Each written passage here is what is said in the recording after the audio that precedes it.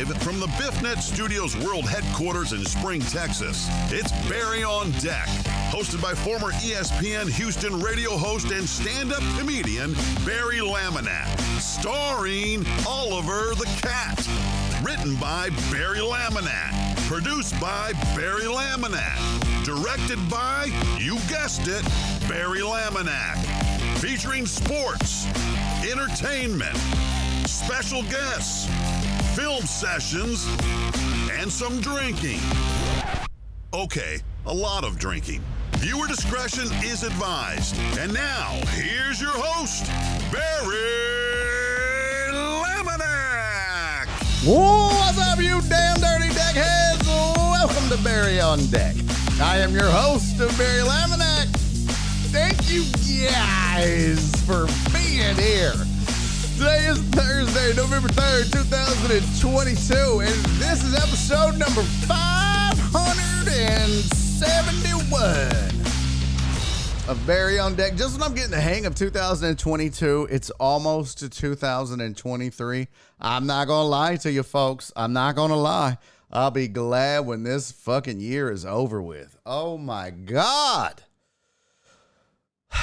I tell you what, 2023 has to be a better year for your boy because 2022 has been ass. It really has. And I know D-Mata probably would love 2022 because of that. He'd eat it all up.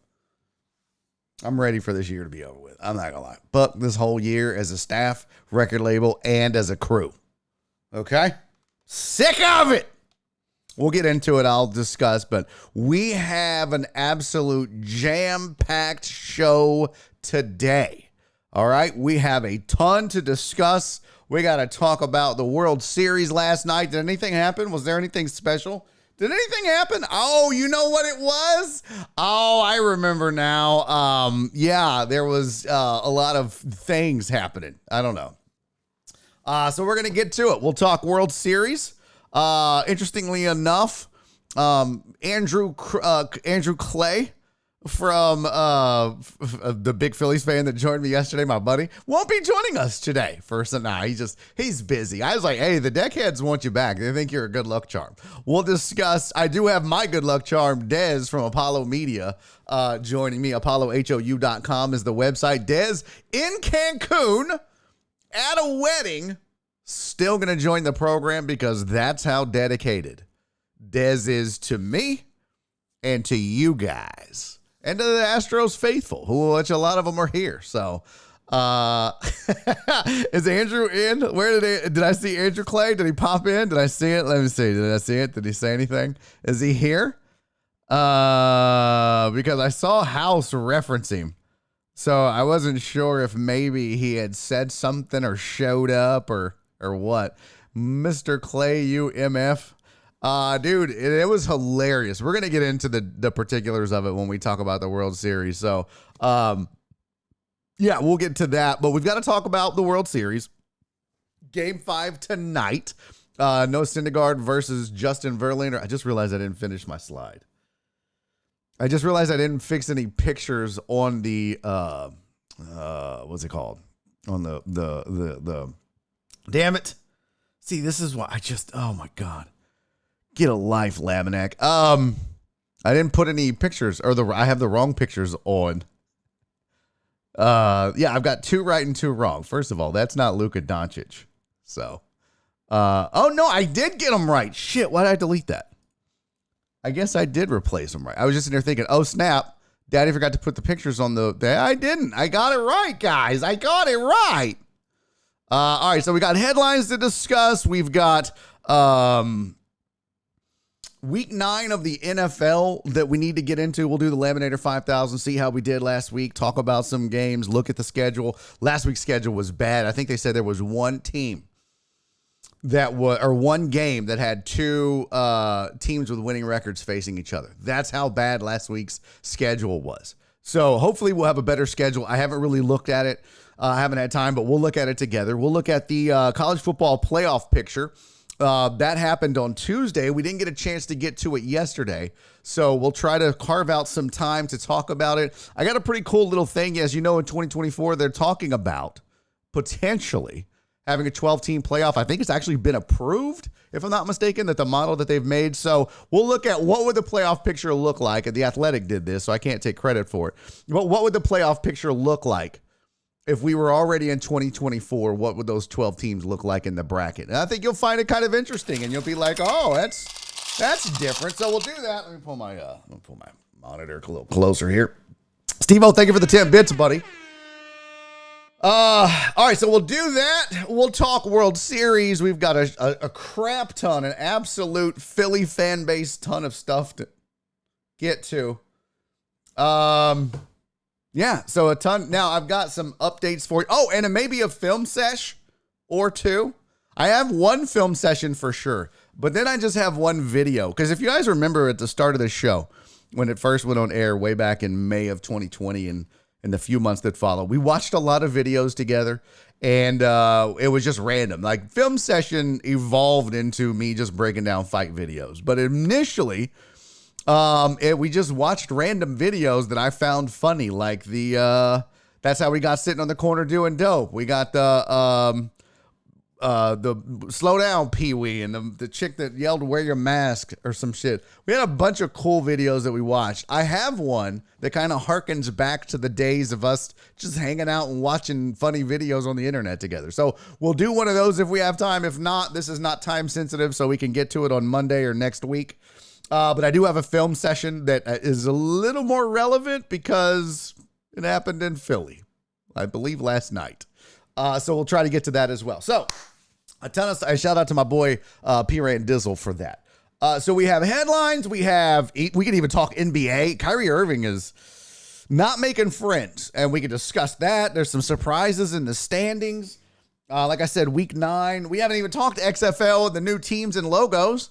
I mean, we have so much to talk about and so little time to do it. So let's get to it like we always do. Let me start with the chat, which, if you're new, what's up, Damien? If you're new to the program, what's up? The chat is not past tense of shit. It is a shout out to the chat.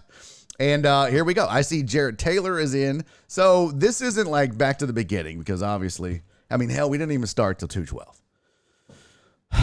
And that's my bad again. I forgot to do the trivia questions because we got to do trivia today because, spoiler alert. Actually, not spoiler alert. I guess just sad news. If you care about it, I'm not going to do a sidecast tonight. I did a poll. In fact, I need to go look at that poll. Let me look at my poll. I should do these over here. I should use my web browser more over here, I think. Here. BR. There we go. Should I do another Polaroid cell? Yes, Cherry. You should always do a Polaroid cell. Why are teams announcing new managers during the World Series? No coverage of no-hitter on MLB Network, says Dre on Twitter. Oh, is that true? I bet you could find MLB Network. Oh, he probably meant the show. Dude, they got time to kill. I guarantee you they're not going to not cover that. But they're probably just going to try to get other shit in.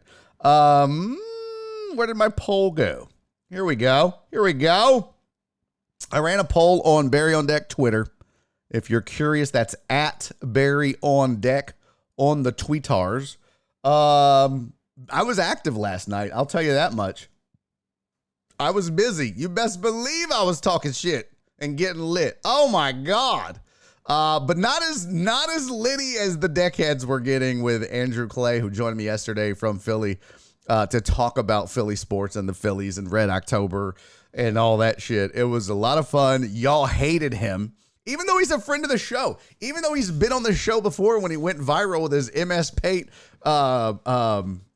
recaps of the NCAA tournament. Man, as soon as he started saying good things about the Phillies, the whole chat turned on Andrew Clay. All of y'all were like, fuck this dude. Oh, it was hilarious. And he was like, why are they so aggressive? And then it didn't stop there because once Nola got ran and the no-hitter looked imminent and, Flip and Alex and just Jared and several others just were relentless on Andrew Clay. Would not let that man come up for air. And quite frankly, it was hilarious. Because, I tried to tell him that the Astros have the best rotation in the World Series, and really outside of the Dodgers, the best rotation in baseball. And he didn't want to listen to me. And I was like, bro, y'all remember? You remember? I literally tried to tell this cat, hey, sneaky good as Christian Javier. He had a better ERA than Framber Valdez, who was probably second or third in Cy Young voting, or should have been. And he had a better ERA. So be careful. And he was like, nah. So Christian Javier coming through in the clutch. We'll talk about it. But I ran a poll. Should I stay or should I go? Pretty close, actually. The voting is in. The ballots have been cast. If you didn't vote, you're what's wrong with democracy. Only 28 of you spoke up. That's pretty sad for an account that has almost 700 followers. 28, that's all we could muster. That just lets you know all my followers are assholes. They don't give a shit about my feelings. But no, I put this out. I don't know what to do. Should I sidecast Eagles-Texans? 3.6%.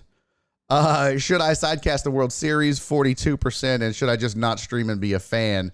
53%. How do you view the analytics? Let's see. Oh, that doesn't give you.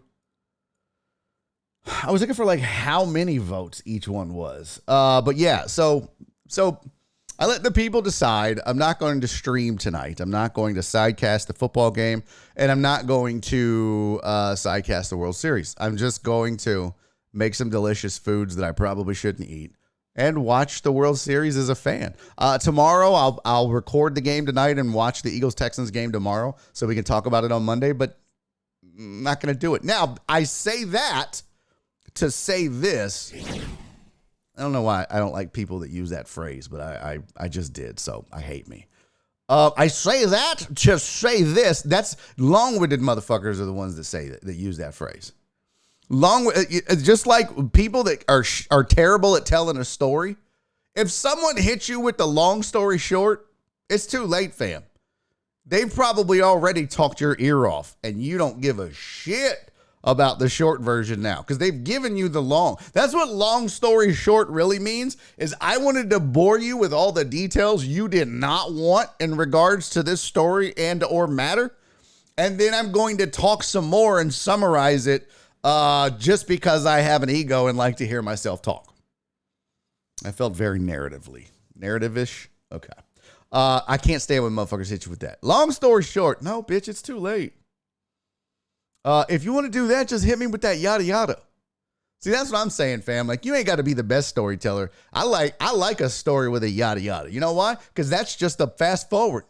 And a yada yada, that's just a fast forward button in a story. That's all that is. Yeah, man, I was down at the Walmart and me and this redneck got into it. I was in line and he bumped my heel and yada, yada, yada. We're scrapping at his truck. Yeah, I didn't need all that other shit. Let's just get to the fight. Thank you for the yada, yada. Okay, what the hell is this? The Adderall has kicked in. All right, let's do the chat. So no stream tonight, no sidecast tonight. And I say that to say this. We will have trivia on this show today for a $25 Amazon gift card. Oh, yeah, we're doing it, baby. Yeah, your boy's giving away another $25 Amazon gift card. We've been doing that when we do trivia at night. When we do trivia during the sidecast, and which is, I don't know what, I mean, I'd like to give back to the people, but I should be using that as a tool to get more people to come watch the sidecast, but I really don't promote it. Like if you show up, you're just like, oh, I can win a gift card. And then we do. But I put it in the tweet today. So hopefully all 28 people that interact with my account, with the Barry on Deck account, a little more we'll see it on the Barry is Funny account. But yeah, so we're going to give away a $25 Amazon gift card today during this show for trivia. So here's what I want you to do. I invite you over the next several minutes to get your shit together. I'm talking to the older folks in the room that don't know how to use the quiz kit on Twitch, okay? You have to be on Twitch. This shit is not for Podbean. It is not for Podbean. You must be on Twitch to play and be qualified. You don't have to be following or subscribed or none of that shit. Well, I mean, you might have to follow. But you got to be here. on Twitch. All right, this is not some Podbean just listening bullshit. This is not for later. This is on Twitch today, live. There's 10 questions, 5 Philadelphia Eagles questions, 5 Houston Texans questions, super simp. And then, yeah, we'll be good to go. And someone will win a $25 gift card. Now, there's a couple things, and I'm going to put a link in the chat here. You should see, like, if you're on a computer, if you hover over my face in the window, it'll pop up a little thing over there on the right. And that's where the quiz kit is. Now, what you need to do is you need to give quiz kit permission. I figured this out. You need to give quiz kit permission to get your name. If you don't do that, I won't know who wins. And I'm not chasing down user number 5574398. Bullshit. I'm not doing that. If you don't have your name on there and you can't send me a photo of your score real lickety split, and you ain't getting the gift card. I'm just going to tell you that now. Real names only. If you don't like that, don't play, bitch. I don't care. Okay? Got to be some rules on this. Other rule is anybody giving answers in the chat will be timed out for the duration of the trivia contest. I'm not going to put up with that bullshit either. Don't be a dick. Just let the people that want to play and keep quiet in the chat. I mean, you don't have to keep quiet. You can talk to me, but don't give out the answers. If I swear to you, and if you do it a lot, I'll just ban you. I don't give a fuck. Like, I don't care who you. It could be my mom. My mom could be giving out the answers in the chat. I'm banning that hoe. Okay, that's just how it's gonna go down. And she's in the chat right now. And yes, I just called my mom a hoe in the chat. Yes, she's here. That's how it goes.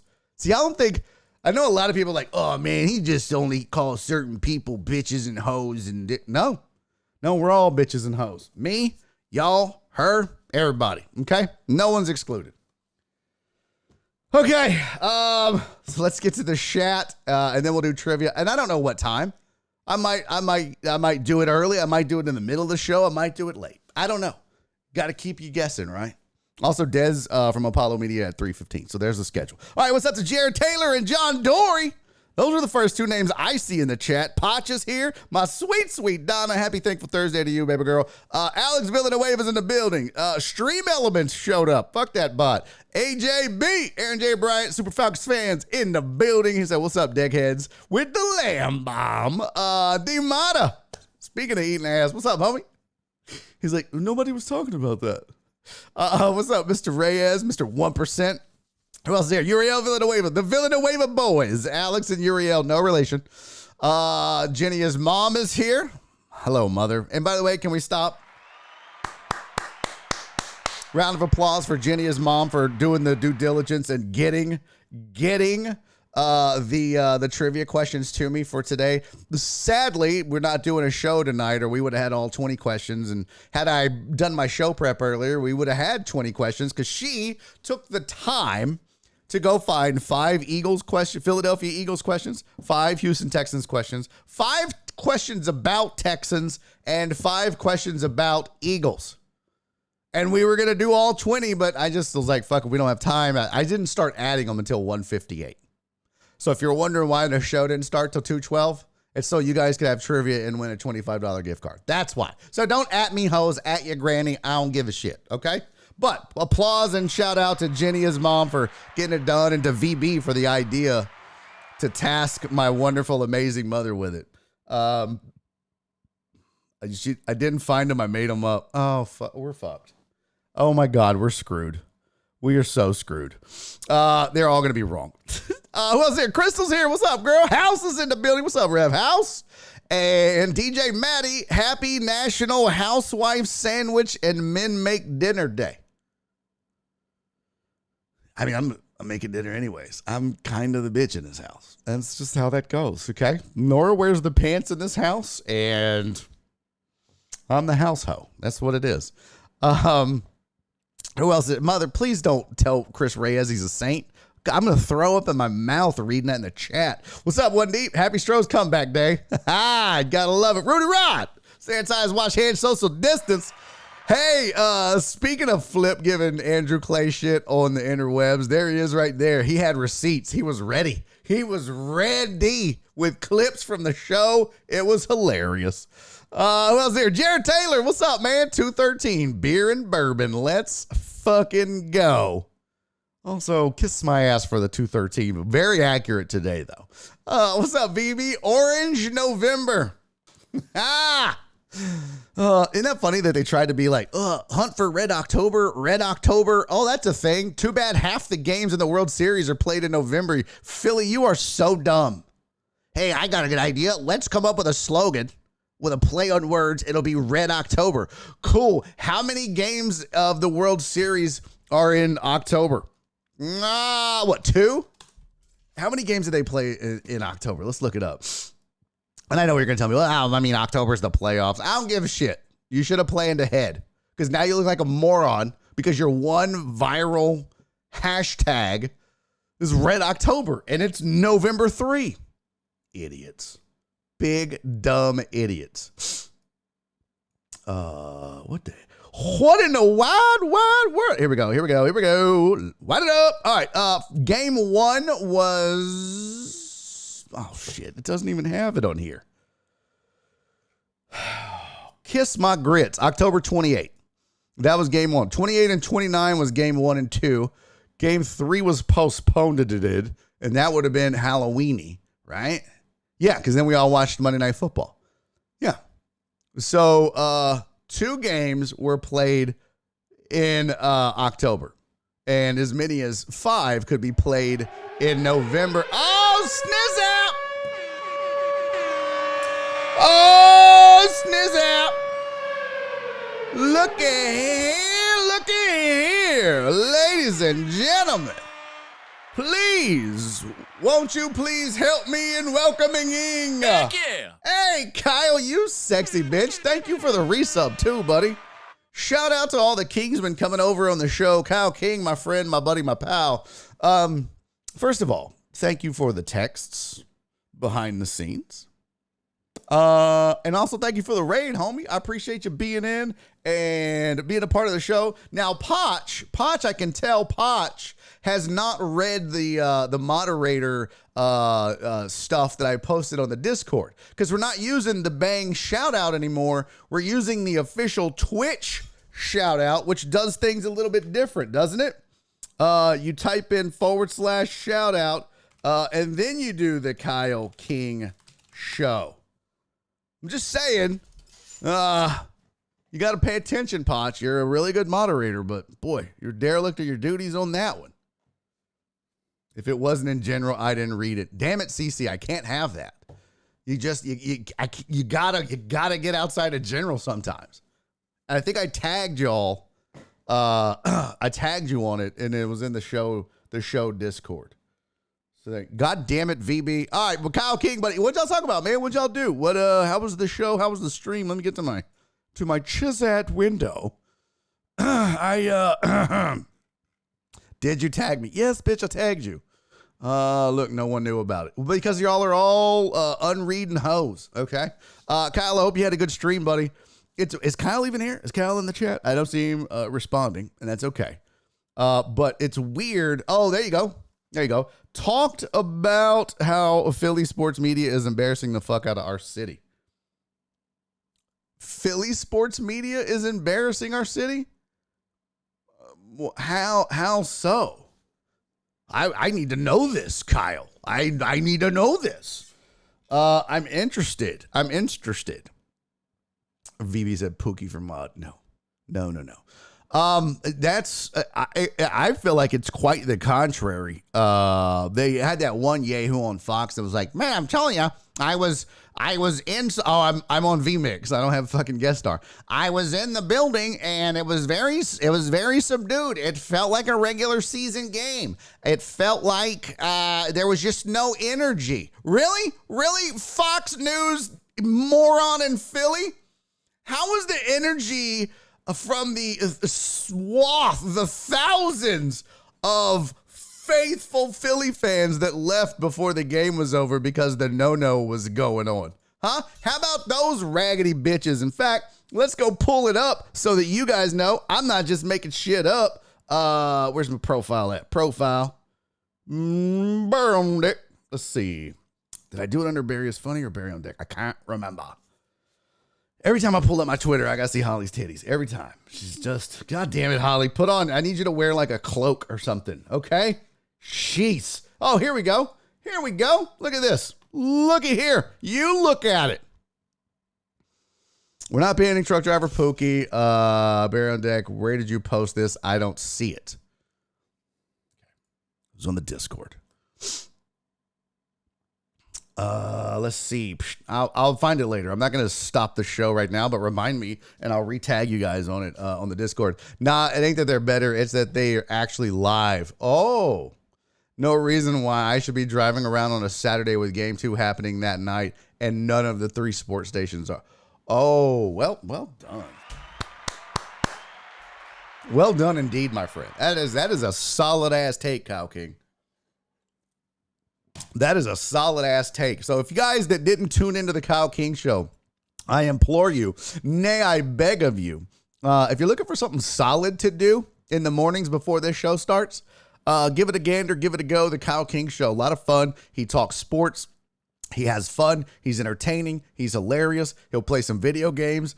It's worth the watch and the effort. And so I implore you one more time, give that man a follow, please. It's very easy. Following is free, and it helps all of us. And it's very much appreciated. So I implore the deck. What? The channel you're shouting out doesn't exist? Bullshit! What did I do wrong?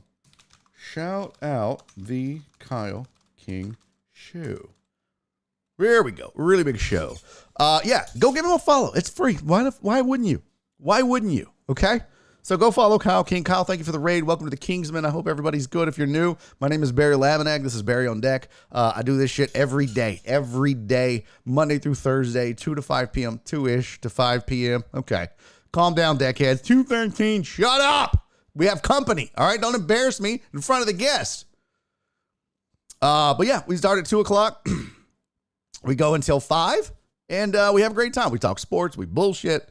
And it's a lot of fun. And I think if you like the Kyle King show, I think you'll like the Barry on Deck show. Now, I'm not for everybody. Some of Kyle's people absolutely hate my guts, and that's okay, because I probably would hate them too if we ever met in person. Now, but that's a fun. You don't have, but I'm just saying, give it a follow. And if Kyle's not streaming, pop in, say hi, and give it a watch. Hey, Thor, kiss my ass. All right, 2:30. No, Steve-O. It's never that late. I mean, occasionally. If it gets past 2:15, I'll tweet a notice out. Hey, we're going to be late today. What's up, Sam? Should we be worried Verlander is starting today? How many runs before you call the bullpen? We're going to get to that. I promise you we're going to get to that. Oh, yeah, that's the other thing, too. Alex Villanueva is right. I do show titties. We get a hype train. We get to level 5. Nipples come out. I know what you're thinking. Why haven't I found this show before? Well, you have now. And if you're looking for man meat, I'm your guy. Okay. We'll just cut that, and we'll fix that in post. All right, so we're not going to do the chat. Hey, everybody in the chat. I try to give everybody a shout out, but we're not 12 pages of chat messages now, and I mean, fuck it. Let's just move on with the show. In fact, let's do some sports headlines and get to the meat of the potatoes. The meat. I swear I haven't been drinking. The meat and potatoes of the show, which is World Series talk. Here's some headlines. All right, here's your sports headlines for the day. Hey, it worked this time. Yesterday, it just got weird and didn't work. Hey, KB Holmes. Appreciate you, homie. Thank you for the 169. I like 169 bits, man. I appreciate that. Thank you so much. That's very kind of you, very generous of you. And I have a lot of Thankful Thursdays to pass out as well that I'll get to in just a second. I haven't forgotten, but thank you for the bits. I appreciate that. All right, sports headlines for the day. First and foremost, it's relevant for a lot of you in the chat that live here in the city of Houston with me. Brandon Cooks has decided that he doesn't want to play for the Texans anymore. And you know what? I say that's smart of him. Not selfish. Nope, not that word. Bro, I wouldn't want to play for this team either. Have you ever been on a company that's just awful? You ever worked for an employer where you're like, this place is a shithole. The person in charge is a moron. The owner sucks.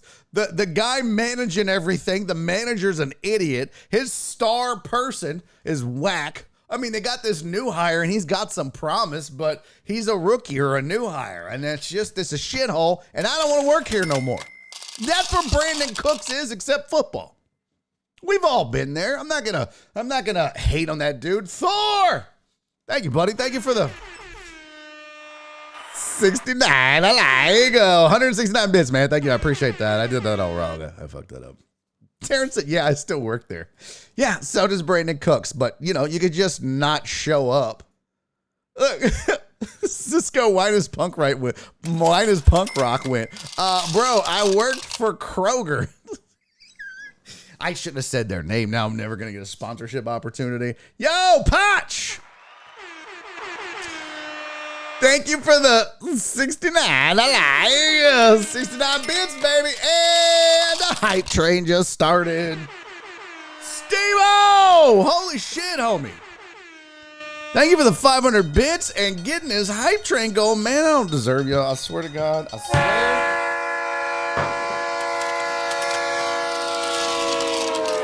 Was the train super loud? I've been trying to pump it up a little bit. I want to scare the shit out of y'all with it. Yo, Kyle!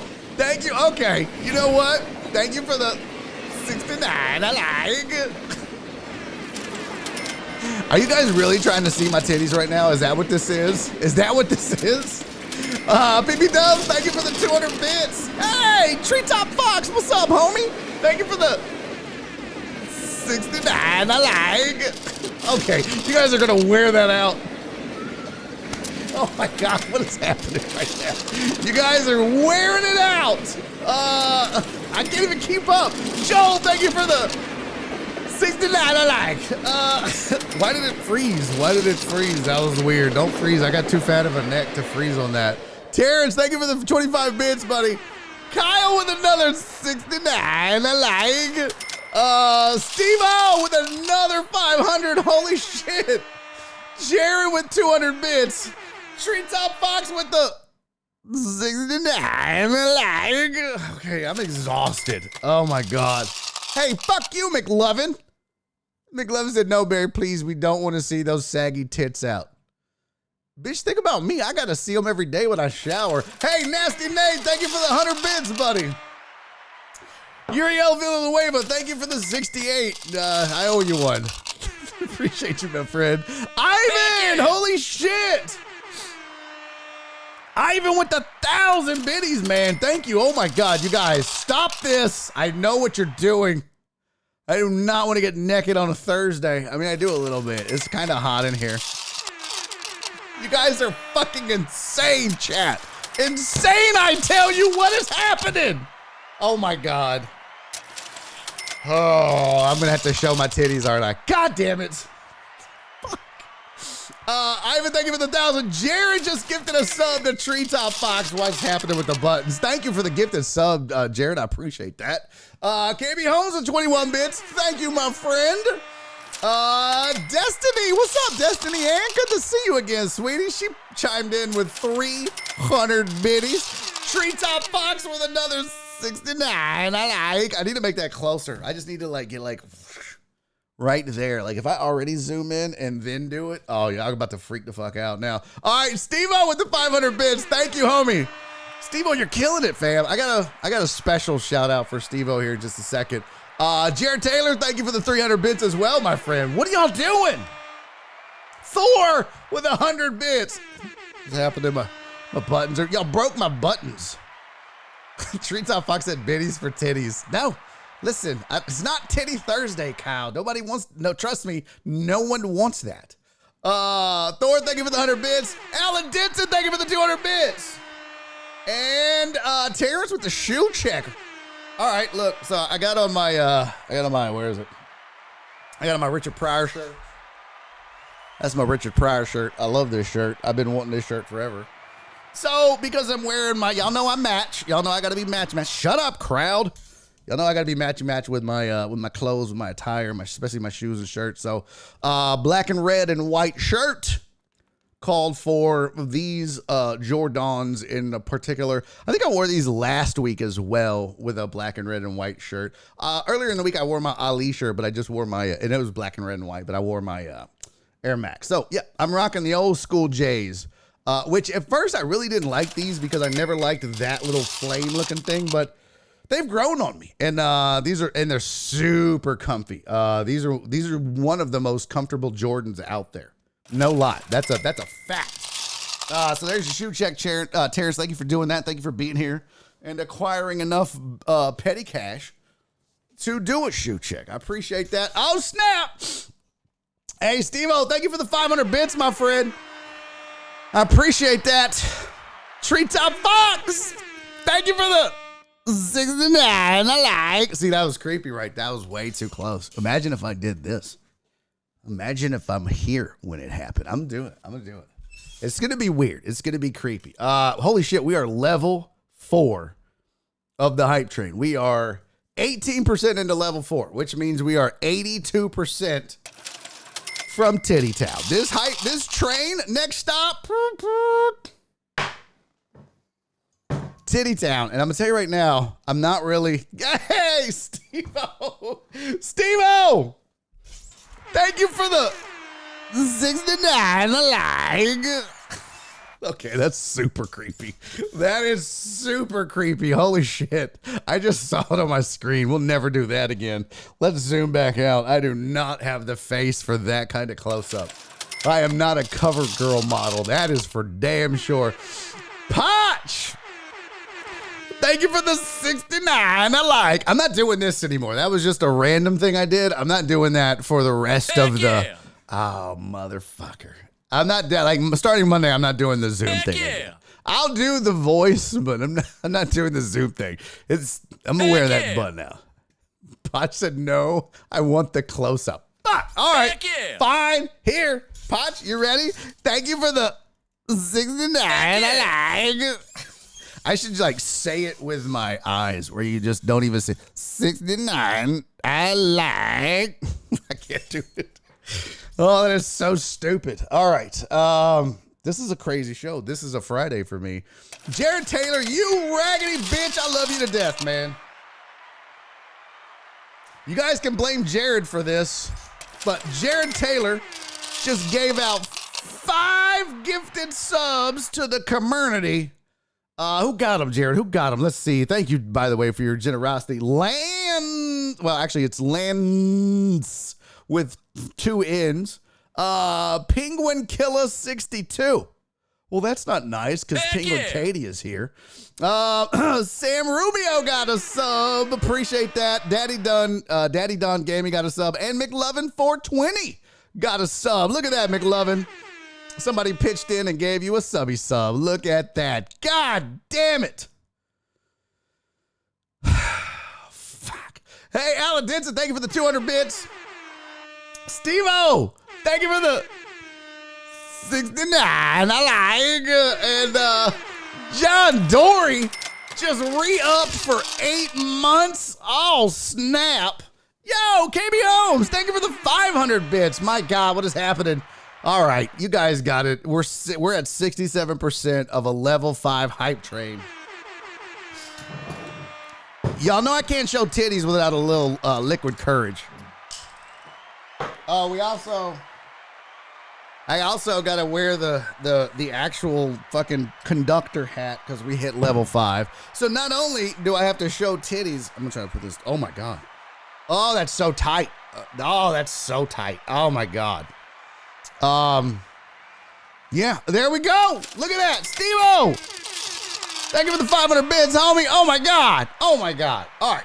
We're definitely in the level 5 territory. I can't hear. I can barely see, but this is shut up, Jared Taylor. Let's do a shot in y'all's honor. Yeah, I need titty music, don't I? Oh, you know what? I have just the thing, Alex. Even though I look like if Steve-O, thank you for the 500 bits. I don't know if I missed that one. I don't think I did, but if I did, thank you, homie. I appreciate you. Now. I look like when Sammy Sosa turned white, if he didn't morph into whatever happened, I don't even know, it might have been like an actual medical thing. I shouldn't be a dick about it, but Sammy Sosa changed colors. And then I kind of look like if Sammy Sosa ate Janet Jackson in the Control video. That's kind of what I look like. Yeah, it's third nipple time, baby. Of course it is, but first, we shoot. God damn it, guys. 84% of a level 5 hype train. That is ridiculous. What a way to end and, start the last show of the week. I can barely see. Oh, that's so, oh my God. I can't get this hat off now. Guys, What the fuck? Okay, I can't get this hat off. Oh, God. Wow. Wow, Jared! Jared, thank you for the 400 bits, my friend. Look how tight that was. Look at that. That sumbitch was tight. All right. Thank you guys for the freaking, we'll call it. It's 97%. That is 100% level 5 hype train. Thank you guys so much. Oh my God, I'm not doing the whole show with it, Steve-O. I have Thor. Thank you for the 100 bits. There it goes. 100% level 5 hype train. You guys are fucking amazing, man. I can't do it without you. I appreciate you. Some of you know if you're on the Discord, the L's have been coming left and right. But you guys always keep me in good spirits, man. I just appreciate it so much. And I love you guys individually and collectively so much. So thank you. Please know I appreciate you and I love you all very much. Happy Friday or happy Thursday. Go Astros, go Texans. And again, thank you guys. Cheers. Oh, shit. Oh, so good. That's so good. Oh, my God. That's so good. Something just happens.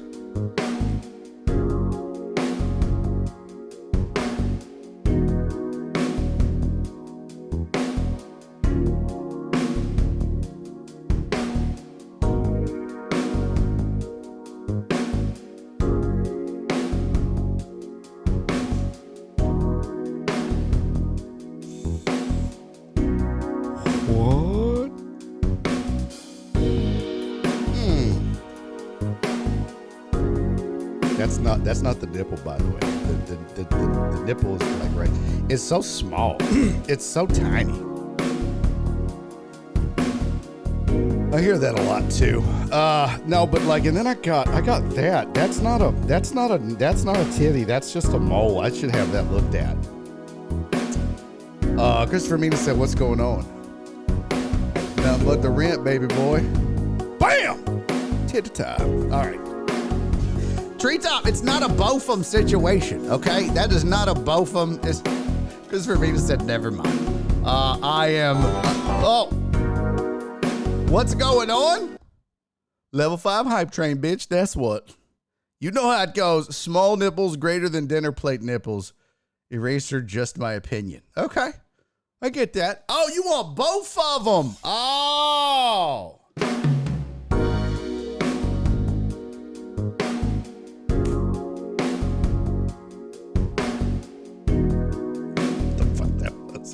Oh, you want daddy to. Well, I mean, I already showed you this one, so now I'm showing you one at a time, though. See, it sneaks around the corner. It's like, what? What is that? What is that? What do I see? I spy with my naked eye. Voluptuous titty. No, I'm not evening them out. No. All right. I showed them both. Okay? I'm a professional, guys. I'm a professional. Okay? I have my dignity. I have none. I'm pretty much a... Okay. Now, what buttons am I pushing? I'm trying to stop the music. I'm pretty much a cam whore at this point. That's just... I have... please come to my OnlyFans. OnlyMans. All right. Steve-O said vomit. You kiss my ass. I am a whore. And my mom's here. Yeah, Jenny, you're really making Jenny's mom proud right now. Oh, she knows. Daddy's got bills to pay. Okay? I feel like, Steve-O in the champagne room, I feel like if I ended up on the poll, my mom, Kareem said only trans. Only trans fat, maybe. I feel like if I was, if my life spiraled out of control, which it's about to, it's close. It's very close. It's very, very close for me just to lose my shit. It's curse lit. I feel like my mother would be okay if I turned to the pole. If I was like, Mom, I'm just working my way through nursing school. She's like, but you're not in nursing school. Well, okay. But when you get your stripper card, That's one of the things that they tell you. It's like an athlete. We're just taking it one game at a time. That's the stripper version of we're taking it one game at a time. I'm working my way through nursing school. She's like, you can't even stand the sight of blood. You faint. Okay, Mom, I'm broken. I'm sad. And I need money for crack and lights. And she'd be like, I still love you, baby, but you are a fucking embarrassment. Don't tell nobody at Thanksgiving, okay? Please just tell them you're an interpretive dancer for the Nutcracker. Hey, Steve-O. Thank you for the 69. I like the hype train is complete. Holy fuck shit. Excuse my language. You guys murked that hype train. Oh my God. I don't deserve you. 7 gifted subs, 7,380 bits.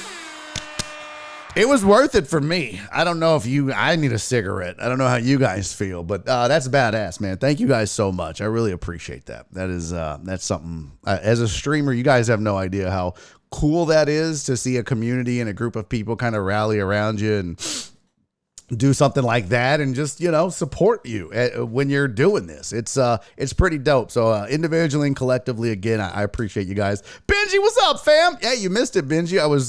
I was showing my titties. You missed it. You can watch the replay. Somebody clip it and send it to Benji's email. Steve-O got paid today. Hey, Steve-O, listen, we got your back and all 3 of them nipples. God damn it, Treetop. Steve-O, thank you for the 1 bit, buddy. That wasn't necessary. Yeah. It's a mole. Okay. I don't know why I'm justifying this to you. You probably have 19 titties, Treetop. Okay. That was super aggressive. Here's the rest of your headlines, if we can. So Brandon Cooks isn't playing. Nobody gives a shit. He's probably just going to sit out. Excuse me. He's just going to sit out until he gets traded or released. There was I know you're joking. I know. Benji said prime viewing content.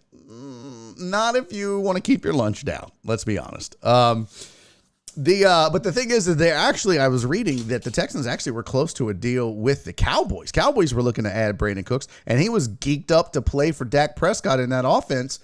But the problem was the Texans didn't want to eat his salary or a lot of it, that $18 million that he was owed. So no deal. And, did it work out for all parties involved? Not really. And it was all because of the Texans. But I don't blame Nick Caserio. You can't make decisions as a GM just based on people's feelings. That's not how business works. He did what he thought was the best thing for this team, and that was to not eat the $18 million. So there you go. Could his season be done? Is it time to retire? I tell you what, I don't think he's done. He's younger than I thought he was. I remember last time I looked, because I swear every time I see Brandon Cooks, I'm like, oh, he's got to be 32, 33. He's not that old, even though I think that. But I will say his season might be done because he would have to be released and clear waivers, and they've got dead cap money, so he can sit out and not get paid. Or he can show up and kind of Deshaun Watson these hoes and just sit on the sidelines and not. If I was him, you know what I would do? I would James Harden the shit out of that. Although you don't want to ruin your reputation. But if I'm Brandon Cooks, I'm going to run the route. Actually, you know what I'm going to do? I'll probably jog or race walk the route. Put me on the field. Put me on the field. Oh look. Oh look. It's Revis Island across from me. Cool. I'm slow walking every route. I'm slow walking. So, what does this say? Michael Thomas. Oh, my bad. I missed the first part. Michael Thomas just hit the IR. Bro, at some point, you got to just be like, you know what? Maybe it is. Maybe this is it. Maybe this is it. That's a good question. His season is done, or is it done? And then is it time to retire? Man, I tell you what. How old is Michael Thomas? Let's see. Michael Thomas. Football wide receiver. Not if you're not playing. He is 29 years old. I mean, he doesn't have that many more good years left. And not great. I mean, I think his great years are behind him for sure. I don't know that you retire yet. I would like to see. Let's go. Let's look at his spot track and see what his contract looks like. Michael Thomas. No, I need to make. I still need to figure out a way to make this whole process faster. Here's Michael Thomas's contract. So if you're the Saints, you got to be angry as hell about this. I mean, you did it to yourself, but so he's going to make $15 million next year, $18 million the following year. The cap hits is 28 and 27. So they're not even into the meat and potatoes of the cap hit. Now the dead cap money drops to 25 and 13. Those were voided. So he's got 2025 and 2026. I don't know. I guess those were voided on his deal. Okay. So he's probably a free agent after 2024. Is that right? Yeah. He becomes a free agent in 2025. So, but you got a lot of money invested in a guy who, statistically, let's see what he's done recently. Last year he played 7 games. He started 5. He was good for 438 yards and no touchdowns. This year he played 3 games, put up 171 yards, but 3 touchdowns in that offense. Okay. But, look, he didn't play in 2021, 7 games in 2020. Now he's out. I don't know what the injury situation is. I need to see it. But yeah, I don't think it's his career. I don't think that that's the end of his career. But I will say he might not get another contract. He better just make this money while he can. He may not get another contract. So, especially with the last 3 years having only played 10 games up to this point. And I didn't see anything. Saints Michael Thomas undergoes toe surgery. Unlikely to return in 2022. Well, yeah, I mean, you got to be frustrated if you're the Saints. I know we got a lot of Saints fans in the chat. You guys have to be frustrated. Perry, Michael Thomas toe injury, about to have surgery. He's in his first big deal. Well, it might be in his last big deal. Steve-O! Thank you for the 42 bits, buddy. He's about to be in his last big deal. If he doesn't get this shit together and get on the field, he's going to take the OBJ route. Very, very likely could, Jared. Very likely could. I mean, you gotta be on the field. You know what I'm saying? Mike is young as fuck. Cooks is about to look like Kenny Galladay in training camp. Yeah. Mike's not. That's not real young. That's not real young. I would be curious what is the average age of a wide receiver in the NFL?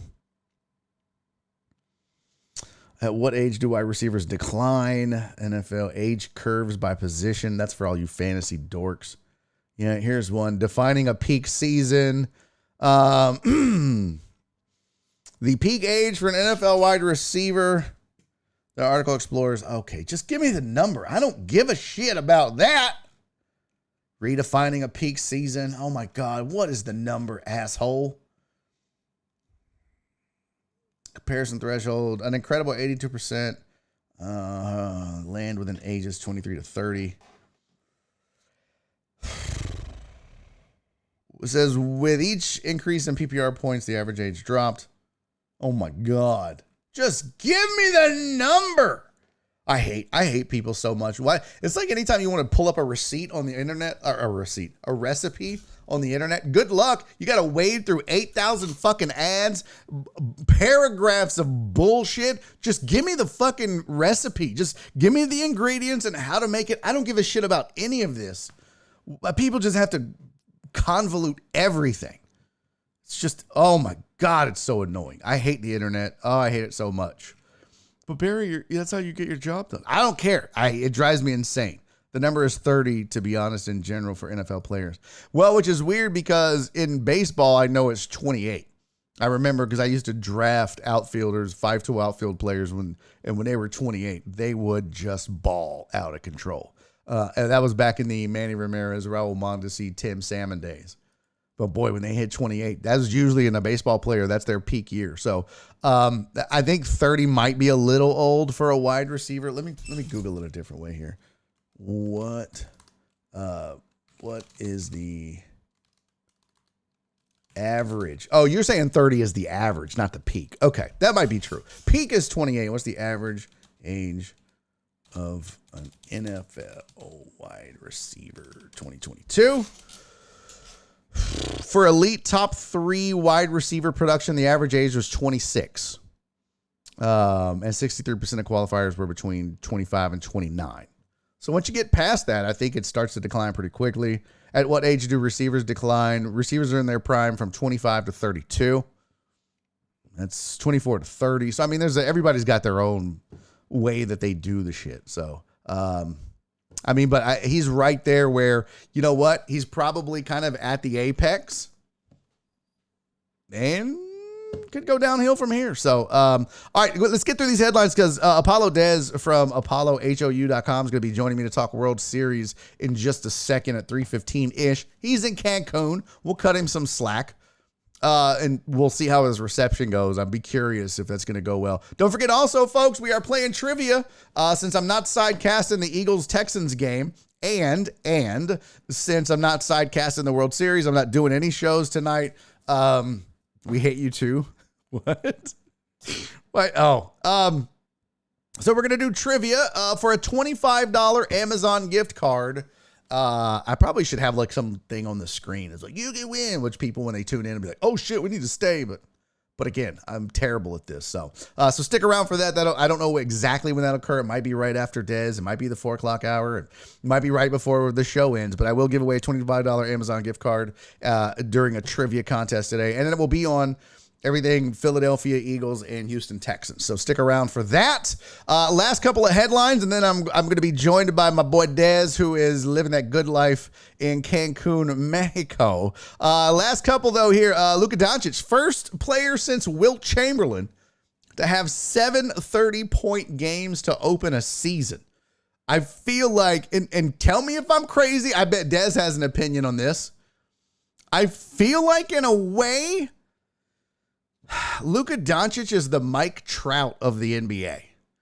Like, one of those cats where you're like, bro, he's got ass around him. The team never seems to perform up to expectations, and you're literally wasting the best years of one of, if not the best player on the planet by just floundering in Dallas. So, hot take, you heard it here first. Luka Doncic is the Mike Trout of the NBA. Last thing on the list, Daniel Snyder has hired the Bank of America securities team to explore a sale of the Washington Commanders. The writing's on the wall. He's talked about outing owners and blackmail and all this bullshit, but now the feds have opened up another investigation into financial improprieties on his part. So I think Snyder sees the writing on the wall.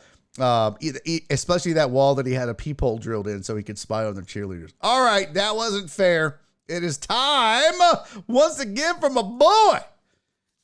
He's frozen in time. Damn it, Dez.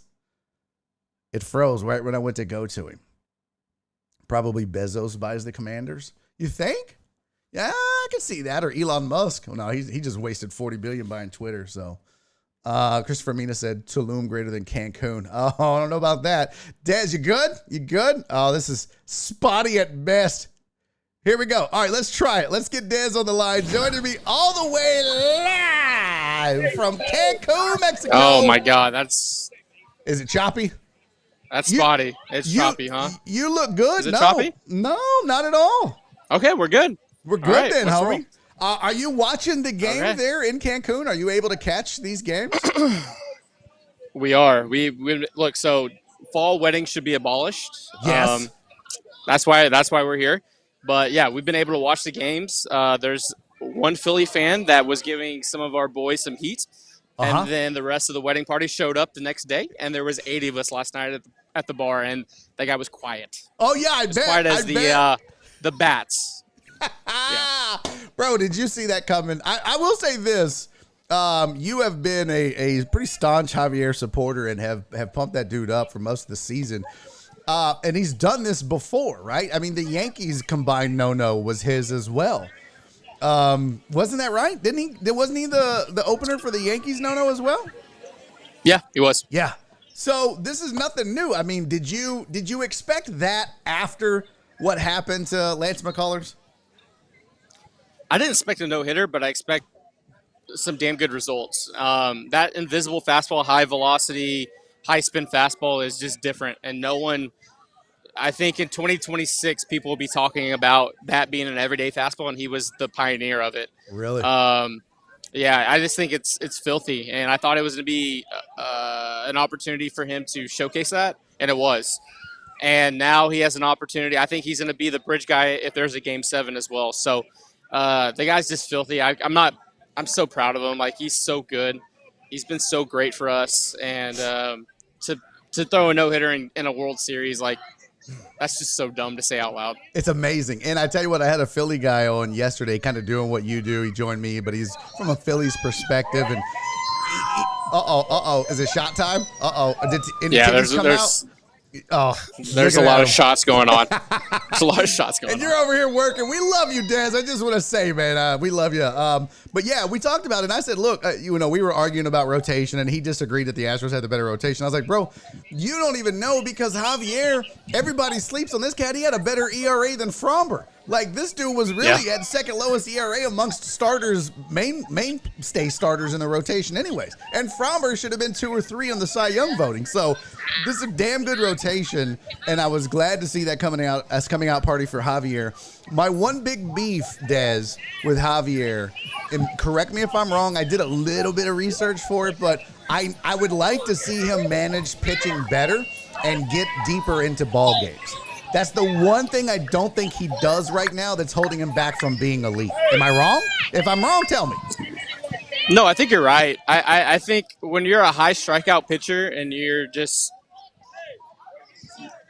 it's tough. It's like the Lance McCullers Jr. curse, right? You're going to get your 8 strikeouts, but your 5th inning, you're capped. So I think he'll get better as he evolves. And I think that it showed last night. His first curveball was like the 3rd inning to Kyle Schwarber.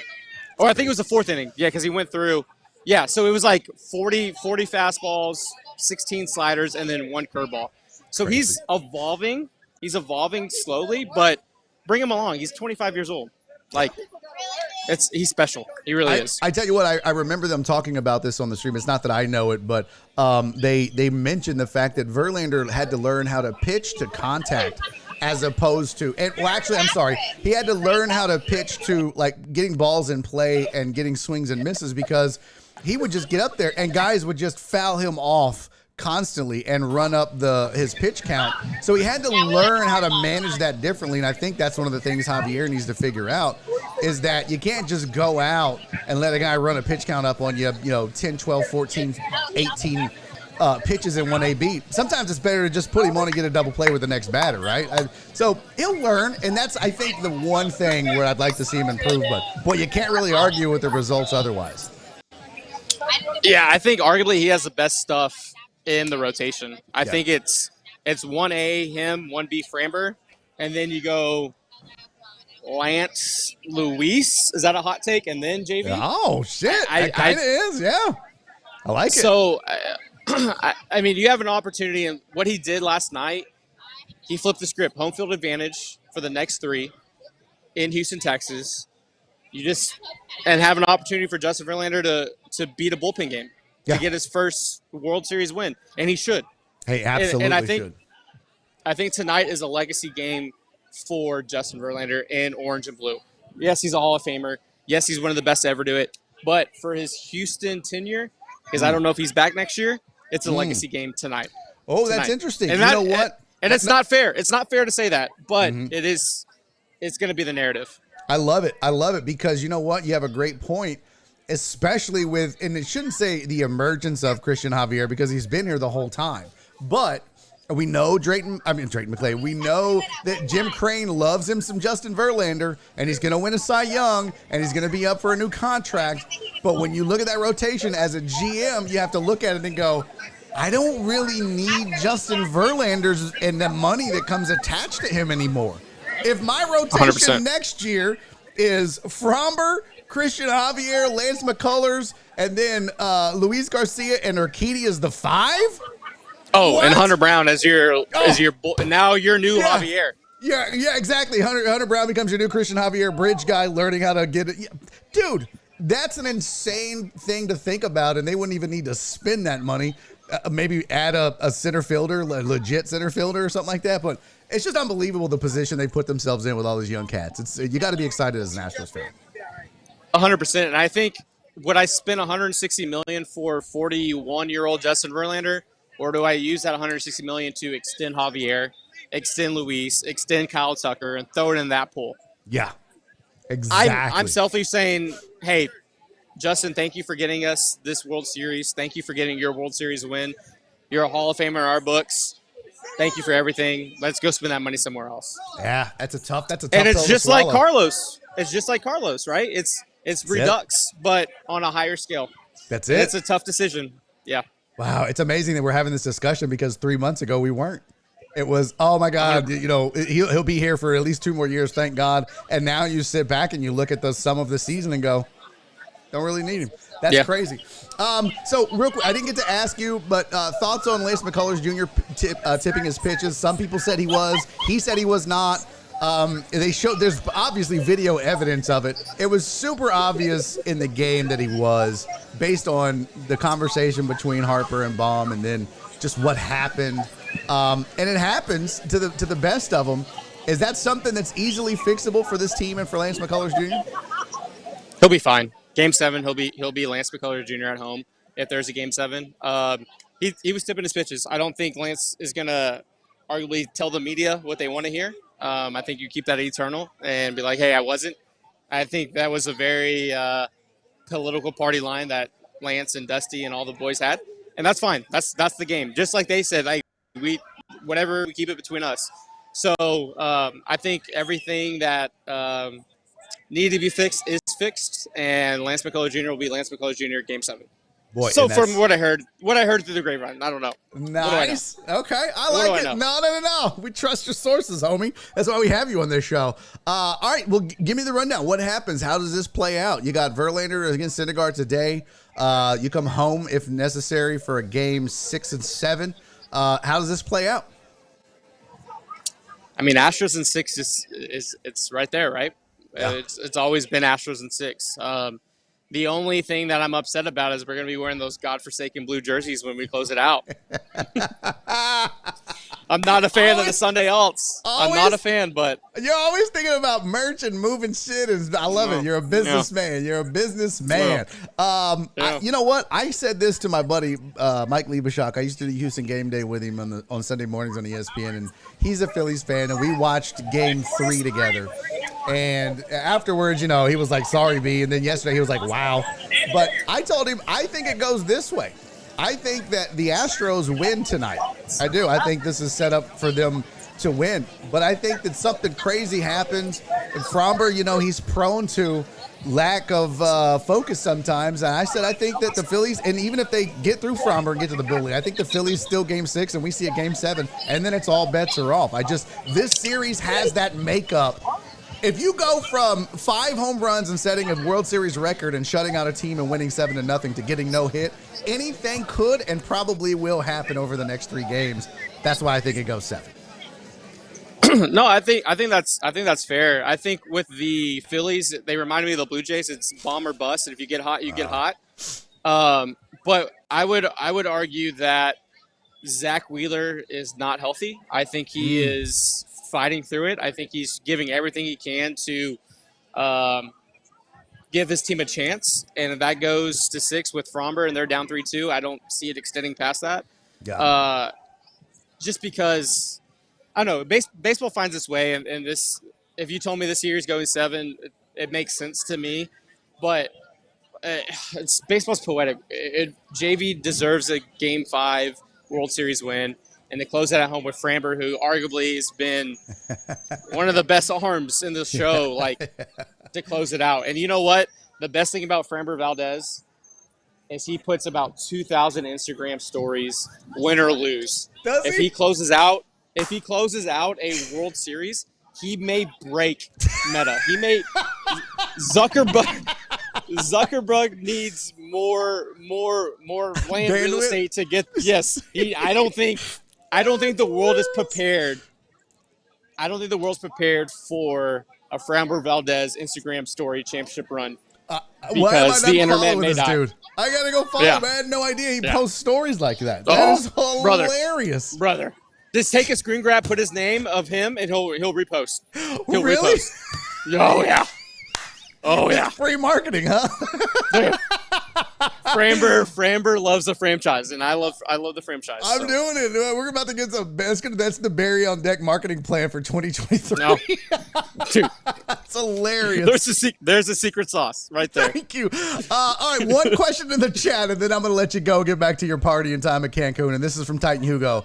Where'd it go? Where'd it go? Do you trust McCullers in a Game 7? Yes, 100%. Okay. Talk to him. He's good. We're fine. We're good. So you trust McCullers in Game 7, everything is fixed. and Javier is the backup for that plan, right? It's not Javier starts on short rest to Game 7 because? I think it's Lance 3, Javi 2, Garcia 1 or 2, and then your lights out pin. If there's a Game 7, you bridge it all the way. I'm not letting Lance see them multiple times through. Yeah. I don't think anyone in a Game 7 is letting that happen, but give me 3. Hell, even 2. You can go 2, 2, 2, 1, 1, 1. So Or give me 9 outs. I don't give a shit how it happens, right? Give me 9 outs, and I dig it. Look, I think there's lessons to be learned, and I think we paid it off. The losses in 19 and 21, and we're learning from those. And Dusty Baker's not going to pitch a Garrett Cole if that situation exists. He's going to throw all his guys. Facts. And you learn from them. And that's – you learn from lessons in defeat. You learn from lessons from losses, and that's how we move as human beings. And I think that's kind of where we are with the 2022 Astros. You learn from everything that's gone bad, and at the end of the day, we have champagne showers and champagne problems. I love it. The entire offseason. I love it. Dez, I enjoy this. I'm going to be really sad when baseball season's over with, but we know we at least got one more of these next week. Enjoy your time in Cancun, man, and I'll see you when you get back. And we need to link up. I have an idea that I want to run by you. I think it might be a good opportunity for our two enterprises. So we need to link up when you get back. Yeah. All right. Yeah, absolutely. What do you guys have going on? Plug something if you need to plug something. What do you guys got going on? We'll be Twitch streaming, I think, the game tonight. I don't know. Okay. Just look for the main account. Tweets are going out, and then I think the guys will be at the game doing content. So if you see our Apollo guys running around with cameras, make sure you get in their faces, give them a hard time. Dope. Because I'm not there. So Dope. razz That them. is Apollo Dez, ApolloHOU.com. Homie, I appreciate you. Enjoy the vacay. I'll see you later. See you, bro. All right, that is Dez from Apollo Media, ApolloHOU.com. Please make sure that you go give them a follow and hang out. So there you go. We still have a ton of stuff to get to on this fine program. We have not talked about the World Series. We did some with Dez there, but I want to give you a couple of thoughts. Steve-O! Holy shit! Homie, thank you for the 1,000 bits. That is insane, my friend. Let's fucking go. Astros is right. All right, I'm curious to know what you guys think. I want to do a poll for the chat in regards to the Astros. So I want to know, first of all, let's see. How can I do this? There's only 1, 2, 3, 4, 5 options with 3 games left. So I'm going to say, how does the World Series end? Astros in 5, Astros in 6, Astros in 7, Phillies in either 5 or 6, or Phillies in 7. We'll group it up that way. You got 5 minutes. Go ahead and give me a vote. I want to know what you guys think in the chat as well. You can post it in there, but vote in the poll and let's get scientific with this shit and let's see how you guys are feeling. I think I know. If we had Jake Cross and a few other Shock and a few other Philly fans, we'd probably get a slightly different vote on that poll. But yeah, share with me what you guys think. And again, Steve-O, thank you for the 1,000 bits. It's my turn to show nipple now. Hell yeah, buddy. Send me some titty shots. Now, I do want to say this real quick, and I got to say thank you to Steve-O and several others as well, because something that started on the show, for some of you guys that are newer to the program, this was a show that was born out of one part desperation and one part inspiration. And I got laid off from ESPN Radio in May of 2020. And a lot of the folks you see in this chat today were like, do your own show and we'll be there. And they have been. And this is the result of 2+ years of a labor of love and of community and of mutual admiration and support. And we support each other, and they certainly support me. And back in the day, I believe it was Keith Sager who started sending $5 to me on a Friday, and he called it $5 Friday, and we would talk lawn talk.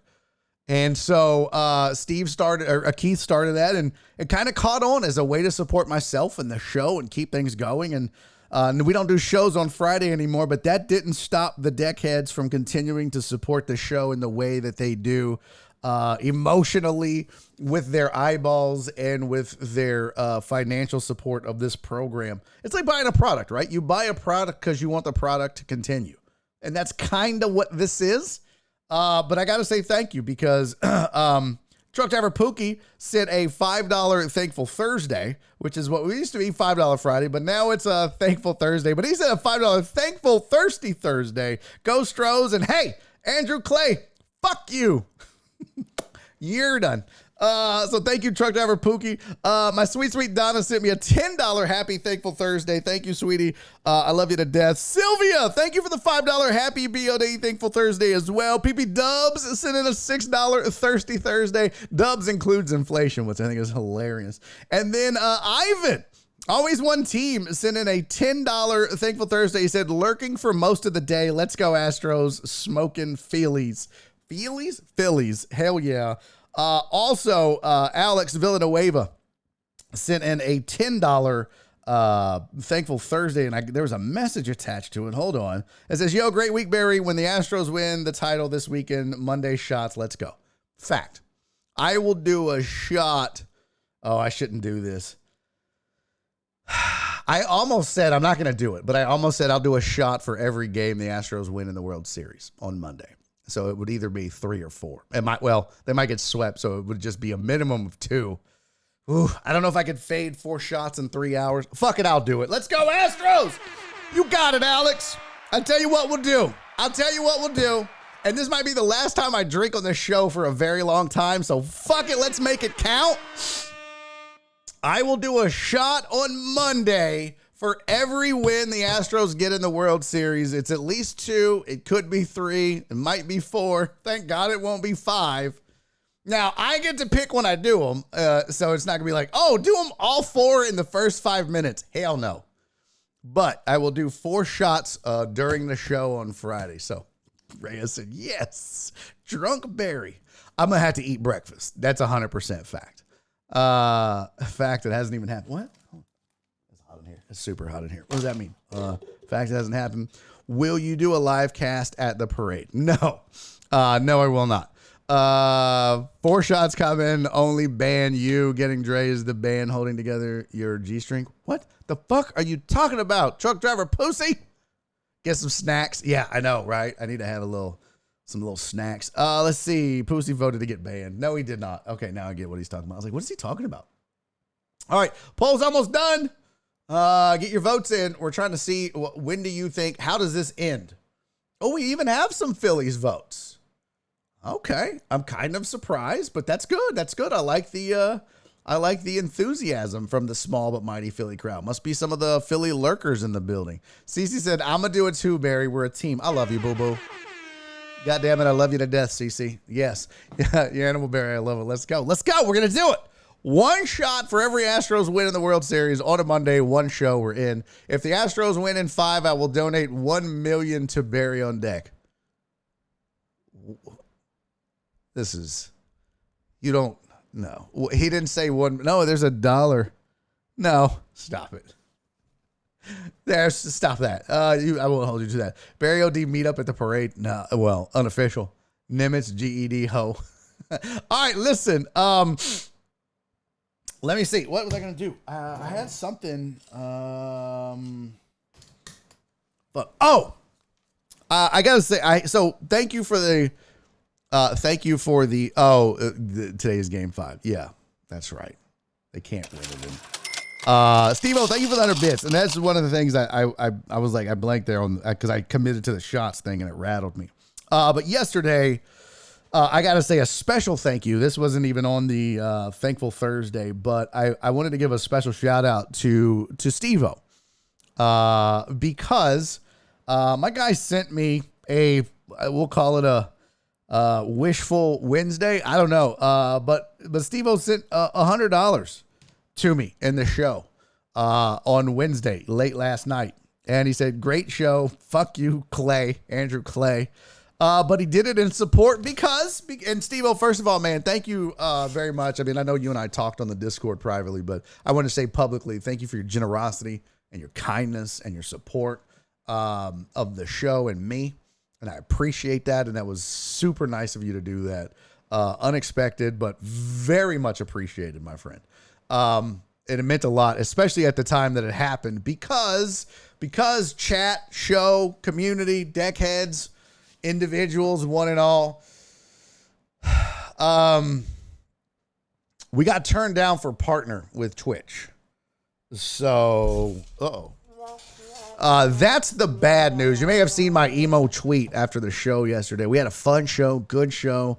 I thought it was a fun and good show. And then as soon as the show was over, that was waiting for me in my inbox. It was a nice letter from Twitch. And I'm going to read it to you. And I'm going to read it to you because I want you to understand why we got turned down. And then I want you to understand what the mindset will be going forward. Okay?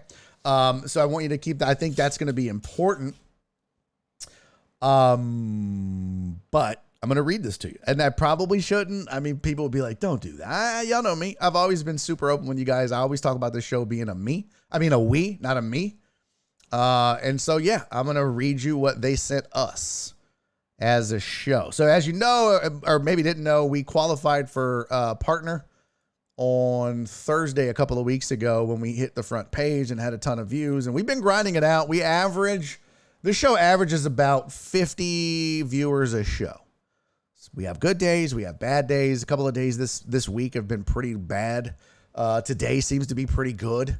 I don't know if it's the $25 giveaway for trivia that's going to happen between now and 5 o'clock. Maybe that's it. Can't afford to sustain that every day, but and maybe it's just World Series and people want to see the discussion we had with Dez and or the film session I have of a fight in a Philly bathroom between two women. Oh yeah, you don't want to miss that. Nonetheless, we heard from Twitter. We qualified for partner. We applied for partner. And then we got this email. Where the fuck did it go? Did I delete it? And it says that essentially, thank you for applying to the partner program. Completing the path to partner achievement is a great milestone to reach. However, we cannot offer you a partnership at this time. Evaluating your channel, it looks like your recent viewership has been fluctuating significantly, and we are looking for consistency rather than occasional spikes in viewership. You should aim to consistently average at least 75 viewers per stream, not including any viewership from hosts, raids, front page, or embeds. Now, they throw in the front page there, and that is not, when you look at the Twitch milestones, that is not listed as one of the things that you should be cognizant of. Let me see here. So when you're on Twitch, it says average of 5 viewers, concurrent viewership, excluding hosts, raids, and embeds. And in their thing, it said host, raids, front page, and embeds. So do I feel like they moved the goalpost? Maybe a little. They threw in the front page. I mean, we've met all of the qualifications just because front page went bananas and I was smart enough to hang out and talk to the peeps and use it to the advantage of growing the show. And we did pick up a lot of new followers, but they kind of sticking to their guns that look, if it wasn't for the front page, you wouldn't have qualified. And they're right. They're absolutely right. But I'll say this, and this is just me ranting a little bit about Twitch and what goes on, because the goalpost moves a little bit. And this is also a very human thing. This is not you hit these 3 things, here's your partnership. What happens is you hit those 3 things and then they evaluate your channel. They look at all the things and make a decision on whether or not they'll grant you a partnership with Twitch. I average about 50 viewers per show. I will say, since I started sidecasting Thursday Night Football, that has caused a pretty significant dip in viewership average. I'll give you an example. I'm not going to pull up my stream summaries. You know what? I don't mind. Let's see. Is this? I just want to make sure there's no showing of revenue. That's the only thing I don't want to show here. Some subs, follows, and that's average viewers. Let's see, max viewers. Is that up there? Okay. Well, we can do max and minutes watched. So, okay. Yeah, we can show this. Yeah. Let's see. Ooh. Hey, Steve-O, thank you for the 202 bits, buddy. Appreciate you, family. Let's see. Let's start with like August 1 to August 30. Oh. Okay. Yeah. So, there we go. This will give you an idea. I'm going to show you this. Let's see. Boop. Nope. Don't need that. Let's wind it up. Fuck you, Hunter. Because I want you guys to understand kind of what we're doing. What's up, poor Marine? Twitch be some raggedy bitches. No, I mean, they got their thing. Barry, are you working on simulcasting on TikTok since they're giving out stream keys apparently? I have not. I don't have a huge, I thought about, should I set up a phone and go live on IG or TikTok, but I just have never thought about that. There is some new kind of program they're working on that I might be involved in starting on Monday, which I guess I should have told you guys about that as well. We'll get to that in just a second, but let me just show you real quick what we're up against, because this is why a lot of the push about showing up and being here. And even if you can't, just leave it on and walk away. That's way better than not watching the stream. And this is why, because every single view counts. Every single view and viewer counts towards the average, and it helps immensely because it's tough to get to 75. So here's our journey since January. All right. So this is January 1 this is the first month that we were on Twitch. We averaged 25 viewers. Now this is when we were simulcasting. We were also on YouTube at the same time. We picked up 145 followers. That was a lot of first time. So we averaged 25 the first month. We averaged 34 viewers a show. We were still simulcasting on YouTube at that time as well. Once we hit March, we went from that. Now we're at 51 average viewers per show, because we were only on Twitch from here on out. Everybody that we stopped streaming on YouTube as of March 1. So you can see pretty significant difference, 31 to 51. The average. Now this is average. Like this day we had 120 max viewers. We averaged 65 viewers on that day. So it all fluctuates, right? All right, but this is what I'm showing you. So 51 in March. April, we went to 54. Hell yeah. May, we went to 57, and I'm feeling good. I'm like, oh my God, whatever we're doing, it's paying off. We're on our way. We are averaging 57. We're so close to 75. I'm so geeked. Oh, fuck. Well, one thing is I hit the road, but that shouldn't change the average viewers. It will change your total minutes watched and max viewers or subs and all that shit. But the average of viewers did dip somewhat in May. So we hit our peak at 57. Then we hit 52. Then we hit 53. That's cool. Then we hit 48. And that was August 1. So all of August we did 49 viewers. September we did 48 viewers. And then of course October we had the front page, and lo and behold, we went up to 94. So this is what they're talking about. This is why they're saying they're denying my application for partner.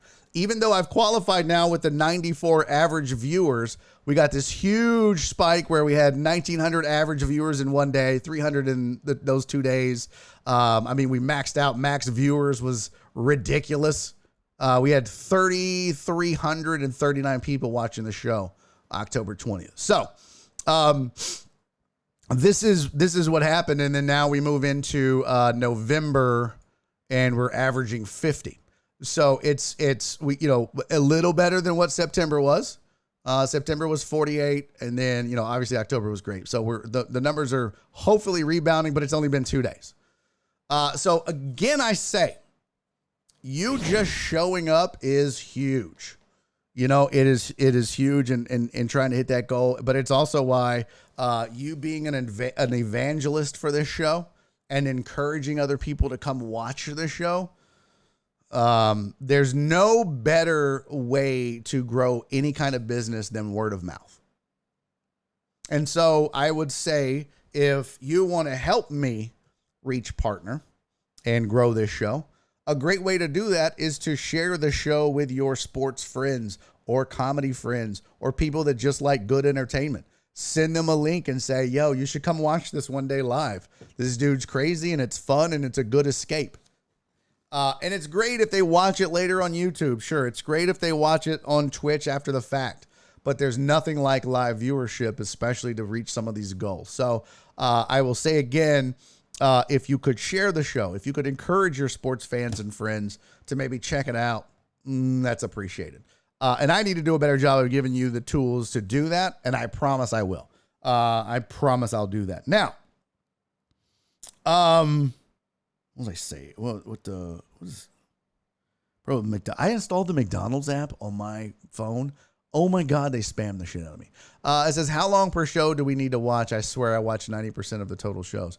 I don't really know that, Jared. I don't know how that works. I think it's just an average of viewers over the course of the show, right? Because if you go and look at here, let me do this. If you go and look at like yesterday's show, let me see here.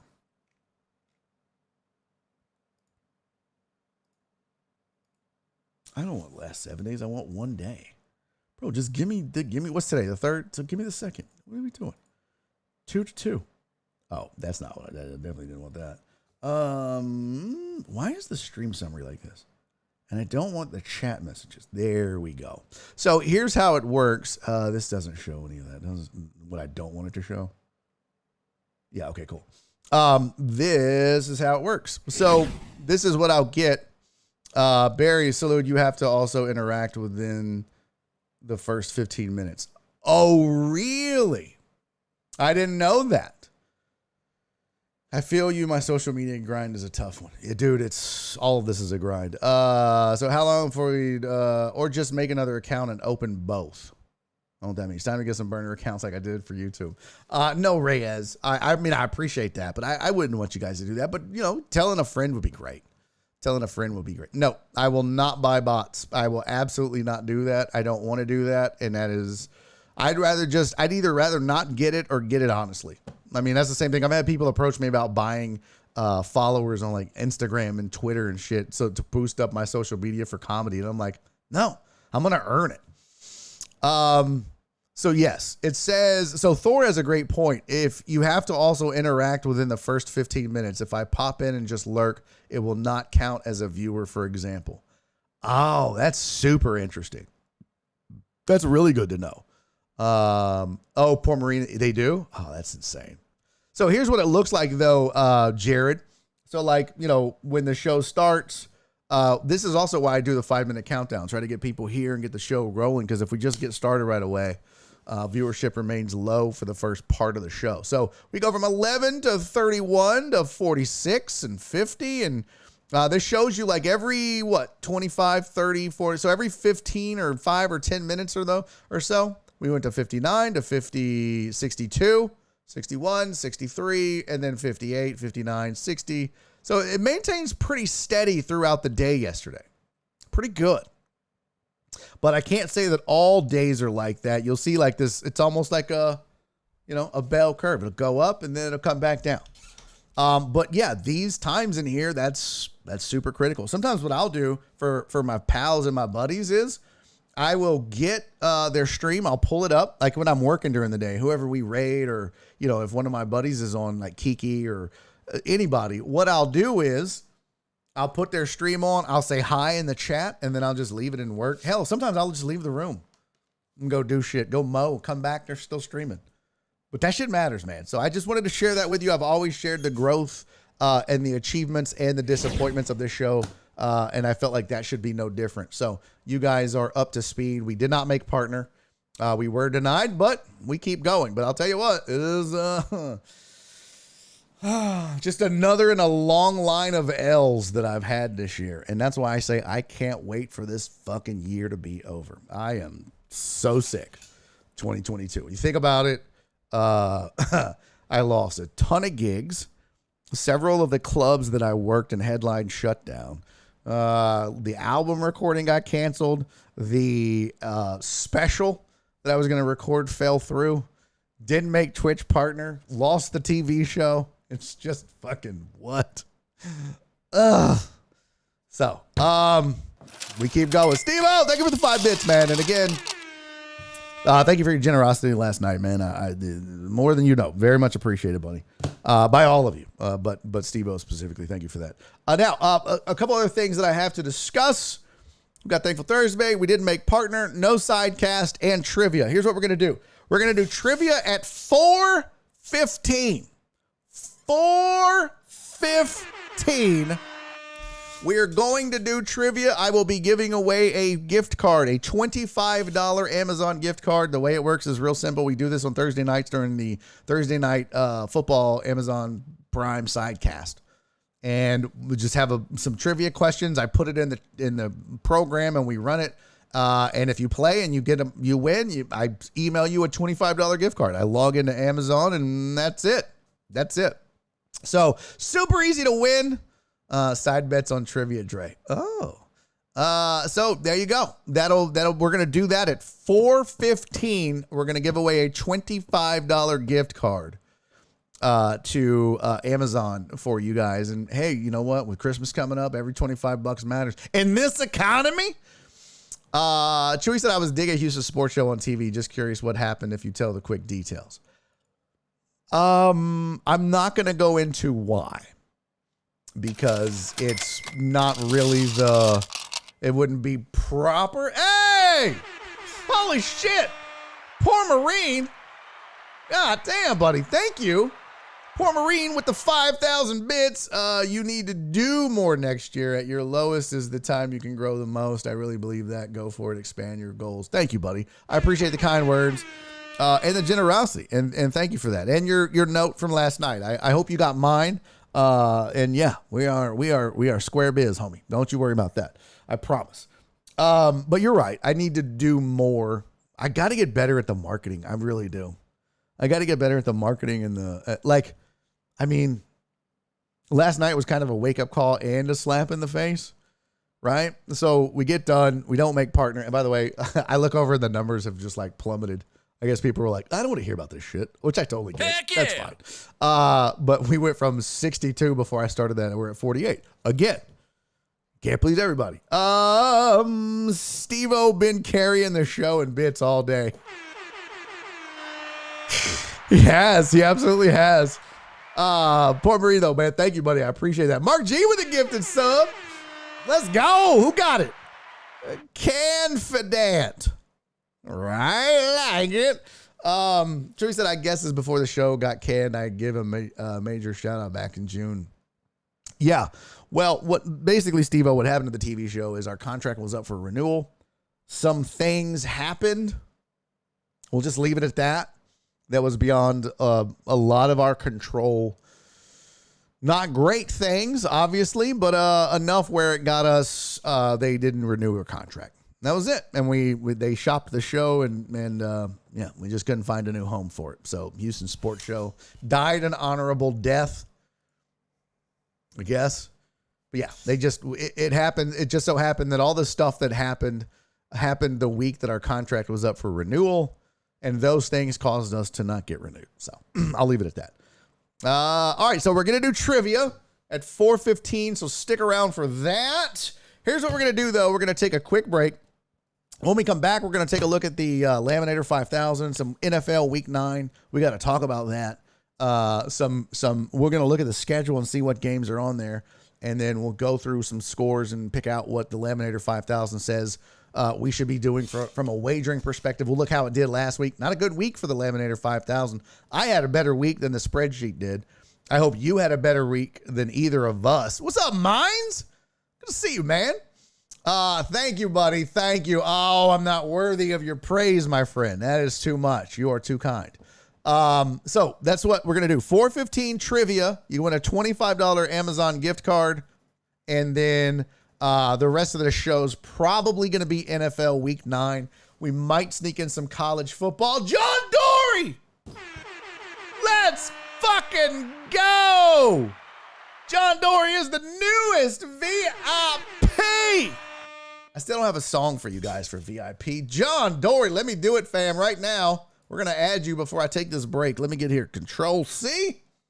And we're going to go over here to Community, Roles Manager, add role, VIP. Oh, no. Add new. J-Doe 316. That is not a Bible verse, is it? John Dory 316. I got to make sure that matches. And VIP, and let's go. All right, you should have the VIP badge. If it doesn't show up, maybe log out and log back in or close out Twitch and reopen it. But thank you, homie. Thank you for being a VIP. That means you stuck around for the show. And that's kind of one of those things. VIPs, that's what the purpose of channel points is. Give you an incentive, so to speak. To hang around and watch the show. So I know when people become VIPs, that's, those are the ones that kind of put their eyeballs where their mouth is. I don't think that's the thing. Mindset Barry, since you want to talk football, do you think the NFL should expand to a team in Canada? Logistically, England makes no sense, and every year they do have exhibition games in Canada, Sorry, cut off your chat message here. Oh, shit. What's the rest of it? Every year they have games in Canada, which I couldn't see the rest of it. So all I care about is 25K timeouts. Well, there's that too. So I will say this, man. I think it makes a ton more sense for the NFL to be in Canada as opposed to, say, England or Europe or anywhere over there. And they're trying to spread the game. They want it to be global. They want it to be soccer. It's not going to be. You're never going to get the NFL to be that popular all over the globe. It's just not going to be a thing. No one in a underdeveloped nation or a third world country or a poorer nation is going to be like, well, you know what? Let's get some pads and some helmets and several footballs and cleats and a tee to kick off. And bro, all you literally need is a fucking soccer ball and net and your feet. And they got kids playing with no feet. That's how desperate they are to play soccer. So it doesn't make sense to me. I think it makes a ton of sense if you want to expand the game internationally. You've already got the CFL in Canada, so they have a basic grasp of football. This isn't a foreign concept to them. Why not? And I'm not, I mean, when I say that, it's not a knock on my Euro pals. It's not a knock on my friends overseas. I think it's just a fool's errand because a lot of those folks that come over from like in the mud, we got a big raid from them one day, 100 people, something like that. It's crazy, right? And I was like, well, I guess we'll talk about something else because these guys don't want to hear about football. And I was expecting, and I did it on purpose that way because I wanted to see how many would have spoken up and said, oh, no, I love football. And we maybe had 10% of the people that came in on that raid say that they were either had a favorite team or watched NFL football regularly. It's just not a thing. So I think Canada makes more sense if that's the thing. But I'll be honest with you, Minds, at the end of the day, I wouldn't even expand into Canada. There's cities in this country where the majority of the support of the sport comes from that I think deserve an NFL team before Canada or Europe or anywhere else does. I think we need to take care of those first because, and it's not a selfish American thing. That's where the money is. That's where the viewership is going to come from. Those people already watch the NFL and have a favorite team. You can't say the same thing in Canada. I'd love to see what the NFL's numbers are in Canada, but it's not the same. So I think expansion needs to occur here, not in Canada. or Euro. Mine says, side question, what are the top 5 cities you would want the NFL to expand to? CB Hannon said Mexico City needs one. They don't, though. Why? They really don't. You would put a team in Mexico City or what's Toronto before you put one in San Antonio or Portland or you do San Antonio, Austin. Who else would give St. Louis? There's 3. Vegas just got one. Oakland probably should have one, maybe. Send the Cowboys to Mexico City. And Uriel said it's huge in Mexico. Yeah, but though the travel logistics is a nightmare as well. I mean, look what happened to the NBA when the pandemic hit, and you had people that weren't getting vaccinated that couldn't travel. Guess where you don't have that problem? Here. Titan Hugo said St. Louis can never keep a team, but that's not necessarily their fault. But let's pull up. Let's do a quick little gander here, because right off the rip, my go-to couple of cities for a team is always San Antonio, Austin. I think you put it right in the middle, and you call them like the Hill Country dick faces or whatever you want to call them, right? Whatever. The Austin beards. I don't know. The Austin, we don't use deodorants. I don't know what you'd call it. The San Antonio tortillas, that's racist. But you can put it up there in Portland and call it the Portland homeless. Okay. I am not making friends on this show. List of cities that should have an NFL team. Let's see what the wise people on the interwebs say. Bleacher Report, 10 cities that could host an NFL team in the future. Oh, there's a great one. Salt Lake City. Why not? I mean, as much as I hate those people, why wouldn't you telling me Salt Lake City couldn't have one? So here's the list. Their criteria: stadium, money, and fan base. Large cities without an NFL team. They have Tokyo. We're keeping it in America. Salt Lake City, Utah. They have Mexico City. No. Toronto, Canada. No. Keep it in America. San Antonio, Texas. I guess I could share this with you guys. I hate looking at it and not letting you guys see it. That's not a good host. Not a good host at all. So here's the full list. There was their criteria. They need a stadium and money and a fan base. And they said Tokyo, Japan. That makes no sense logistically and otherwise. It's one city when you have an entire nation full of people that support this sport. So you got that. You got Salt Lake City. I think that's a good one. Put that on the list. Mexico City, no. Same reason as Tokyo. Toronto, same reason as Mexico City. San Antonio, Texas should have a team. Oakland, California should absolutely have a team. San Diego, California no longer has a team, and they should. Honolulu. Boy, you know how baller that would be to be an NFL player and play in Honolulu? Portland, Oregon. There was one that I suggested. St. Louis. London. Fuck off. Columbus, Ohio. I mean, do we really need another team in Ohio? For fuck's sake. Just move the Browns or some shit. Or merge the Browns and the Bengals. You don't need another team in Columbus. That's stupid. Norfolk, Virginia. Okay. Sure. Omaha. I mean, they have an audible named after them. They should probably have a city or a team. El Paso, Austin, Memphis, I think is a really good choice as well. Monterrey, Mexico, Frankfurt, Germany makes no sense. Barcelona, Spain. So there you go. I like those. There's a lot of good teams, and I think the number one city that should have a football team right now, I don't know why it's always been my go-to, but I think Portland. That would be my one. That would be my one. Kodiak, Alaska. No, Port Marine. No. Chargers need to go back to San Diego. Yeah, it's weird them being in LA and getting absolutely no support. I think every city that has two teams should have to give one up. How about that? How about we just go straight up liberal Democrats in the NFL? We're not gonna make you. No, we're just gonna take something from another city and give it to this city. Hey, New York, you ain't doing shit with the Jets. They just got good. Shut up. There's needy people in Portland. You're now the Portland Jets. Get out of here. Sorry about the homeless tents in the middle of nowhere. Hey, who else has two? LA. Yeah. What? Come on. That's a sham. We're sending the Chargers back to San Diego. San Antonio's like, well, what about us? Well, you know what? I mean, Florida's not a city, but I mean, for fuck's sake, they got 3 awful teams. You can have Jacksonville. How many cities have 2 teams? Like, I know in baseball, Chicago supports 2, New York and LA.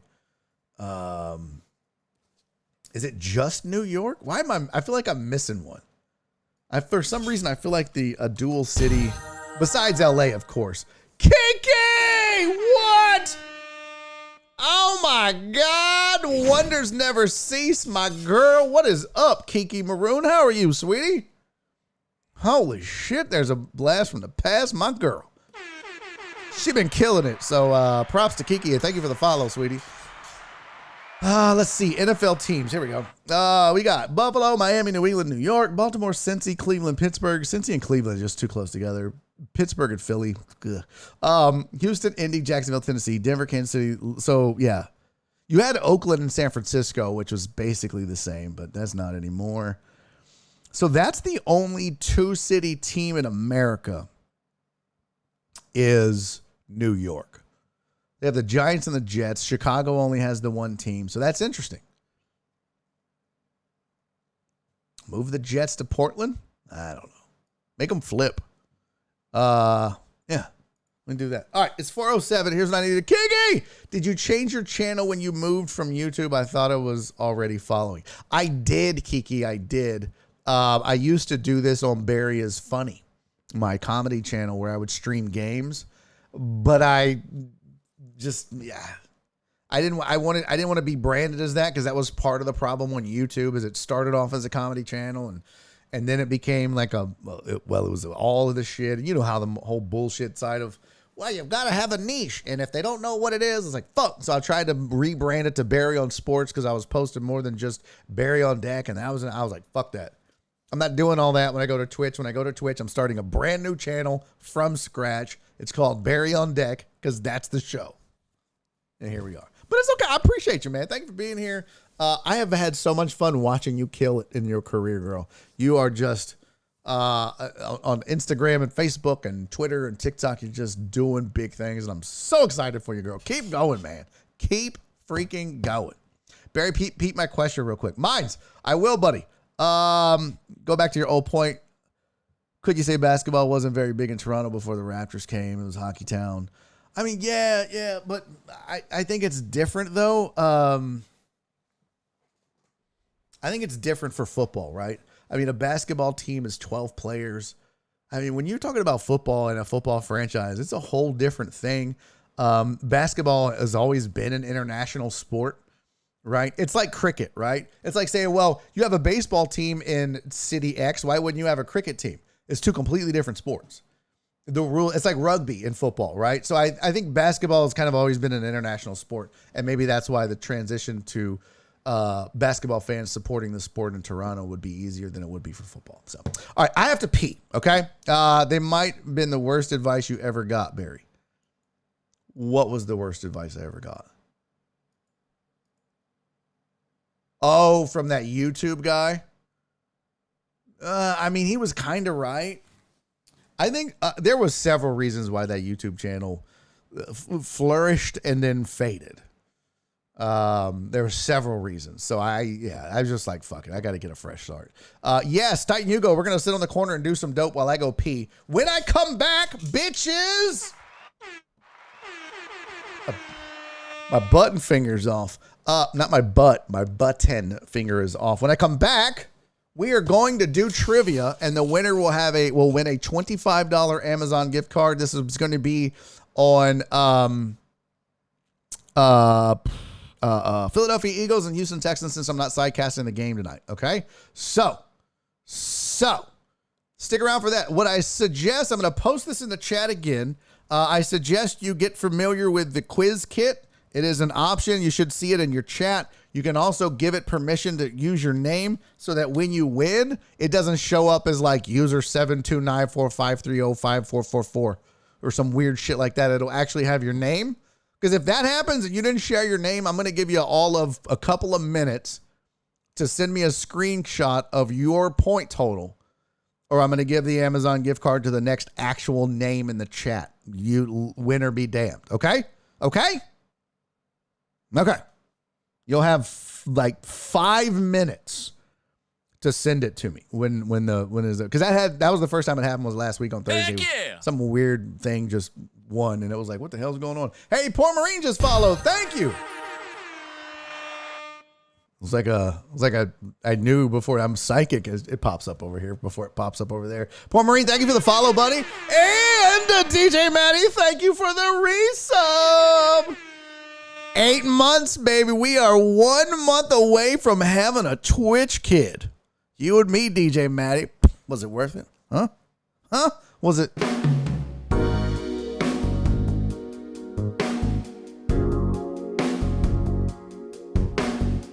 All right, that got weird. I gotta pee. All right, you guys go do a shot or a line of Coke, hit the bong, whatever it is you guys do on this break, on these breaks, and stick around. And I'll be back right after this. This is Barry on deck. So look, where break? I think I got. Hold on.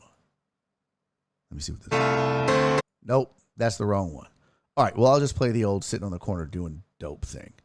Because this one says starting soon. Yeah, I got to fix it so that the sitting on the corner doing dope goes on during the break. But, all right, we'll do this one. It's whatever. I'll be back in a couple minutes. I'm probably going to run an ad during this break, pay some bills or whatevs. So don't feel like, ads. I'm not forcing it down your throat. I'm not even going to be here anyways for 2 minutes. I'm going to go pee. I'm going to give me another Diet Coke. I'll probably, I don't know, wipe the sweat from under my titties, and then I'll come back and we'll do some trivia at 4:15-ish. And then we'll talk week 9 NFL until the show is over and I bid you adieu, and we'll see each other on Monday. So don't go anywhere, bitches. This is Barry on Deck. I'm your host, Barry Laminack. Stick around. We're back in 2 and 2. Thanks, Chuck Woolery, for the idea. I got your bitch. Been down the goddamn corner doing dope. Been down the goddamn corner doing dope. Been down the goddamn corner doing dope. Corner doing dope. They are to be ashamed. Been down the goddamn corner doing dope. Been down the goddamn corner doing dope. Been down the goddamn corner doing dope. Corner doing dope. Goddamn right, bitch. Look at here. There you go. They're out here sharing marijuana. Look at here. There you go. The same old nasty ass people from last week. Corner doing dope. Corner doing dope.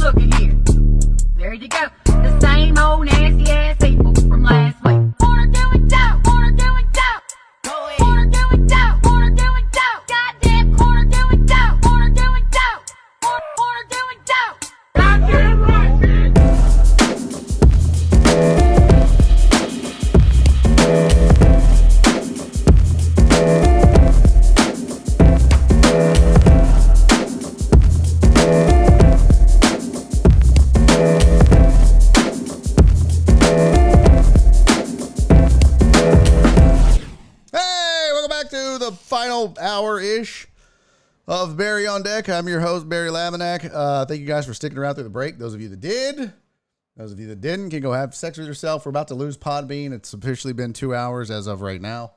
But shout out to D-Mac and everybody listening on Podbean. I appreciate y'all. And I saw D-Mac. I just saw your messages there.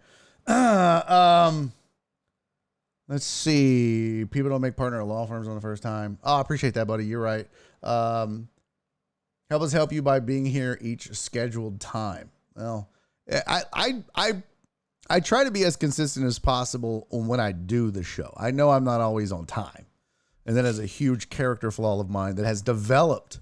I mean, I used to make it on time every day for the radio. But I think when you're running your own business and it's from the house, I just start doing so much shit.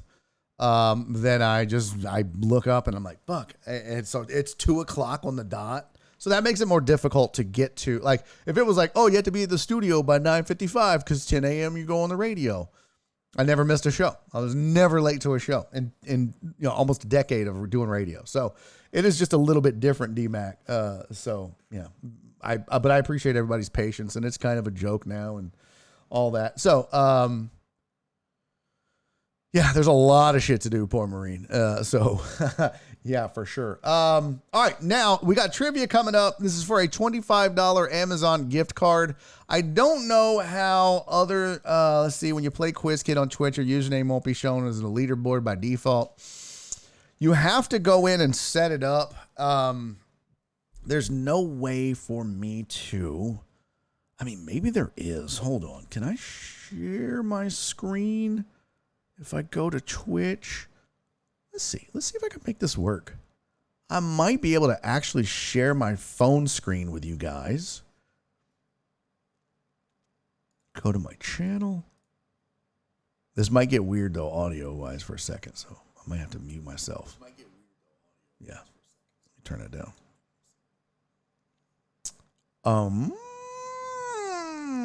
Okay. So this is what it looks like. Let me vmix your phone app proxy. That is so badass. I can show my phone without having to show my phone. That's pretty dope, Windows. Good job, buddy. Right? So if I minimize it, yeah, this is all you need to see. So yeah, this is my phone, by the way. This is true story. This is my phone. Like if I go all the way back, here's my, like, this is all my social shit. There's my homepage for my phone if you guys give a shit. All right. So, it's just one click. Social, Twitch, go to my show, my channel, watch me. Super weird. I'll turn that down. When you get to the program, when you get to the show on your phone, you see this little thing right here? That's where the quiz kit is. So you have to click on that little icon next to the chat. If that doesn't show up, you may have to click on like the chat window or something like that, and then get to it. We can't see anything? Motherfucker. Thank you, Kiki. My stupid ass wasn't okay. I didn't have it.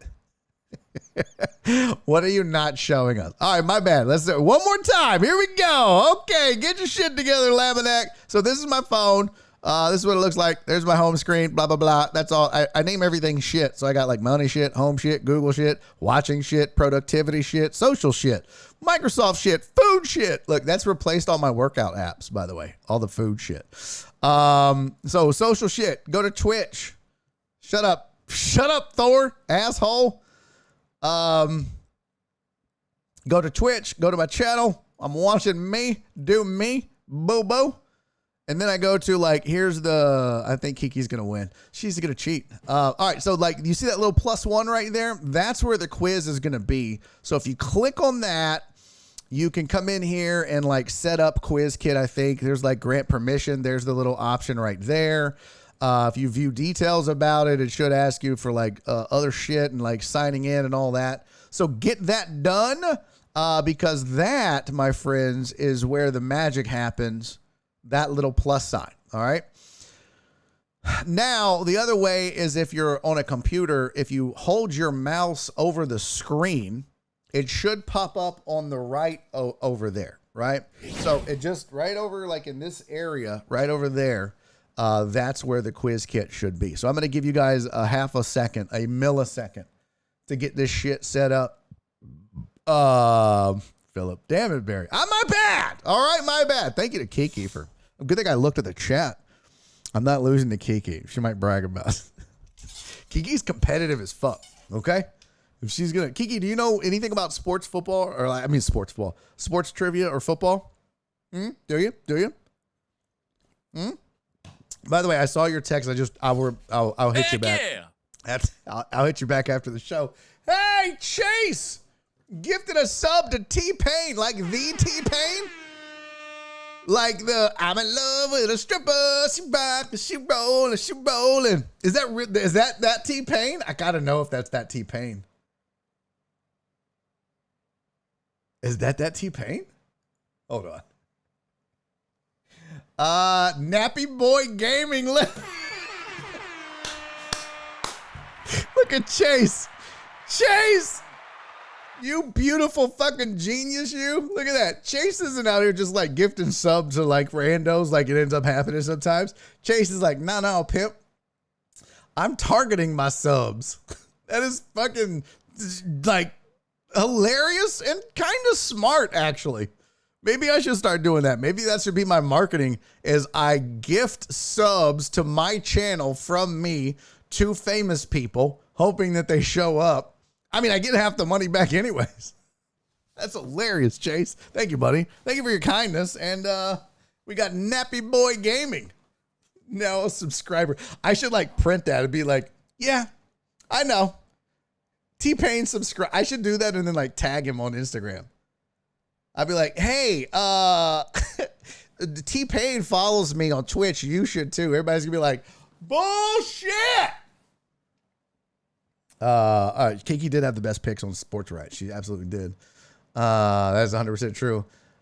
Let's see, where'd it go? Chase said, it's better than my usual gifting to Nightbot. Yeah, no shit. Well done, friend. Well done. All right, you guys ready? It is trivia time.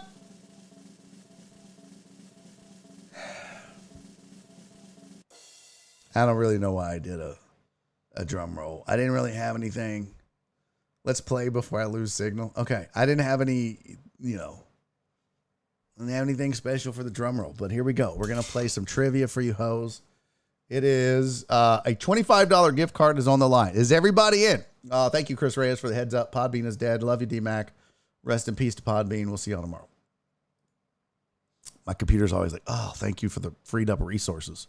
So is everybody in that's in? Timeout. I need to get another beer. Oh, for fuck's sake, Jared, you have 1 minute.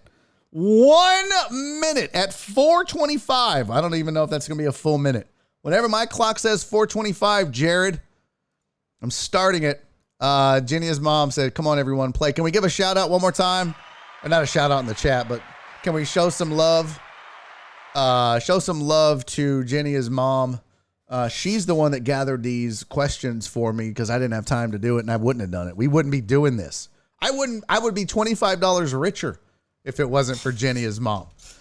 But no, this is awesome. This is dope. And she's going to be doing it every week for us. Well, not next week, but coming back. So Jenny's mom just subscribed. Thank you, Jared Taylor. That's outstanding. Mom, you weren't subscribed to the... No, I was fucking with you. Thank you for that. Thank you, Jared Taylor, for gifting my mother a sub. That is appreciated. All right, here we go. Trivia is starting. What is this? I wanted in all ones. All right, let's do it. So y'all are betting on trivia? This is awesome. I love this. This is our new marbles, folks. This is our new marbles. Okay. Where is it? Houston. Go to start quiz. Oh, I hope this fucking works. Last time it was an unmitigated disaster trying to get this shit to work. So I hope and pray that this shit works properly. It likes to embarrass me. All right, here we go. Your quizzes. Thursday Night Football, Philly, Houston. Select 10 questions. This is going to be for points. This will increase the weight between questions significantly. I don't know if we want to do that. Start quiz. It's going to show the rules. Here we go. 5, 4, 3, 2, go. All right, let's see what this does. To view player names, ask viewers to manage access by clicking on the quiz kit icon. So please do that. I sent you the link in the chat. I'm going to post it one more time. Just real quick, grant them access. And, oh, nope, that wasn't it. What is this? Oh, yeah, that was it. Grant access. So do it. Do it right now. You have literally 1 second left. 5, 4, 3, 2, 1. All right, here we go. No, you can't pay government cheese.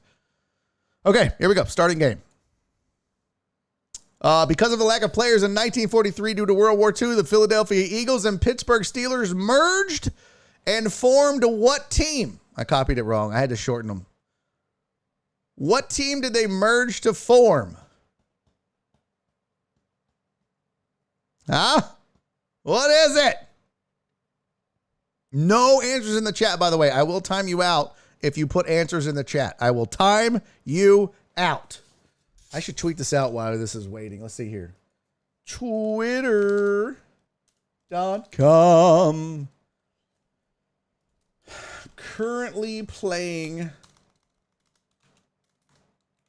trivia. Philly and Houston. In the chat, you should be here. And let's see, hold on. So I'm doing my marketing, guys. If you were here playing with us, you could win a $25 Amazon gift card. All right, I'll send that. All right, the answer is an audio daily double. I was kidding. Chapo was about to do it. No, don't you give the answers out. All right, the Pennsylvania Steagles. The Steagles. That's so stupid. That's so stupid, Pennsylvania. That's the most Pennsylvania shit I've ever heard.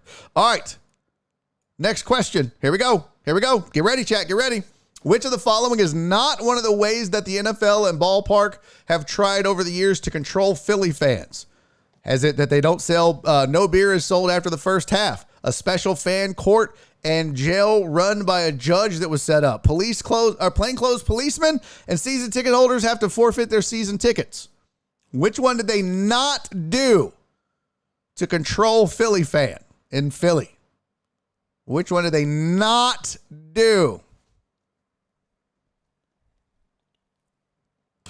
What was it? Brrr.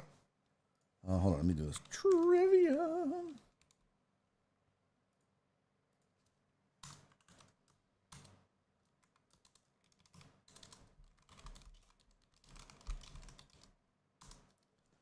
And the answer is the audio daily double.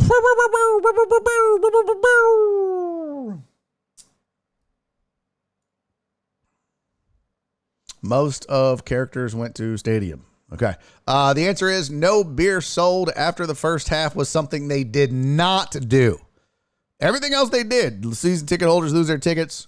Plainclothes policemen have been placed amongst the fans. And a special court was set up by a judge. That's true. Jared said, holy shit, I got one right. Yeah, that was kind of tricky when it's the not, right? All right, next question. Here we go. Question number 3. Another Philadelphia Eagles. Philly Eagle Vince Papal, the oldest rookie non-kicker to not have played college ball, played what position? Was it left tackle, linebacker, wide receiver, or cornerback? Kareem, they really throw cups of mustard? That's dirty. That is dirty. And you know what, though? If you're going to throw a condiment, it's mustard, right? Like, yeah, you definitely throw in mustard. It's the shittiest of the condiments for sure. All right, what is it? Vince Papal. Good job on this, Mom. Excellent job on these questions. This is a really good one. These sons of bitches are out here Googling. Oh, my God, I don't even know who Vince Papal is. And the answer is... I need music for this, huh? I got to step my production game up for the trivia. Wide receiver. Vince Papal was wide receiver. All right, next question. Get ready, hoes. Get ready. Which one of the following Philadelphia Eagles players did not make it into the NFL Hall of Fame? Was it Reggie White, Terrell Owens, Norm Van Brocklin, or Donovan McNabb? No spoilers in the chat. I will punch you in the gullet, and I will ban you from the show for the next 30 minutes. I will lift the ban when we're done. But no spoilers in the chat, no answering, no being a dick and running the fun for people. None of that. None of that, fam. Let's see. And the answer is...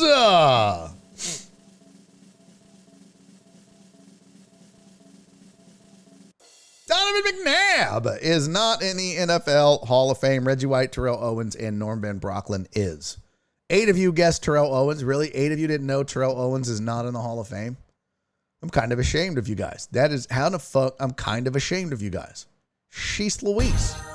She's Louise. Dixie and Butts.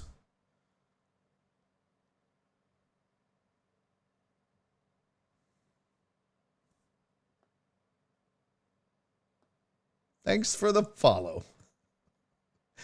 Is that supposed to be Dixon Butts, by the way? But that's Dixian. Dixian Butts. That's okay. Yeah, Dixon Cider. But they got an extra I in there, so they lose. You're done. We need more Dixon Butts. Is that a real name? Was that a real player? Good to see Chris Reyes started creating his fake accounts. All right, that was the answer. Donovan McNabb is not in the NFL Hall of Fame. Next question. Here we go. Is that the 5th one? Was that question number 5? No, this is it. Which Philadelphia Eagle running back had the first 1,000-yard rushing season? Was it Darren Sproles, Brian Westbrook, Steve Van Buren, or LaShawn McCoy? Which one was it? What say you, chatty chat? Kyle loves the corn song.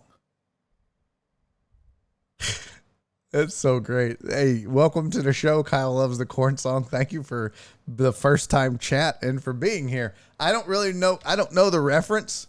I think I know the reference. But you leave my buddy Kyle King alone. Okay. You leave my buddy Kyle King alone, but welcome to the show. Thank you for being here. Kyle loves the corn song. Definitely not a Chris Reyes burner account. All right, the answer to question number 5 for the Philadelphia Eagles, which running back had the first 1,000-yard rushing season, is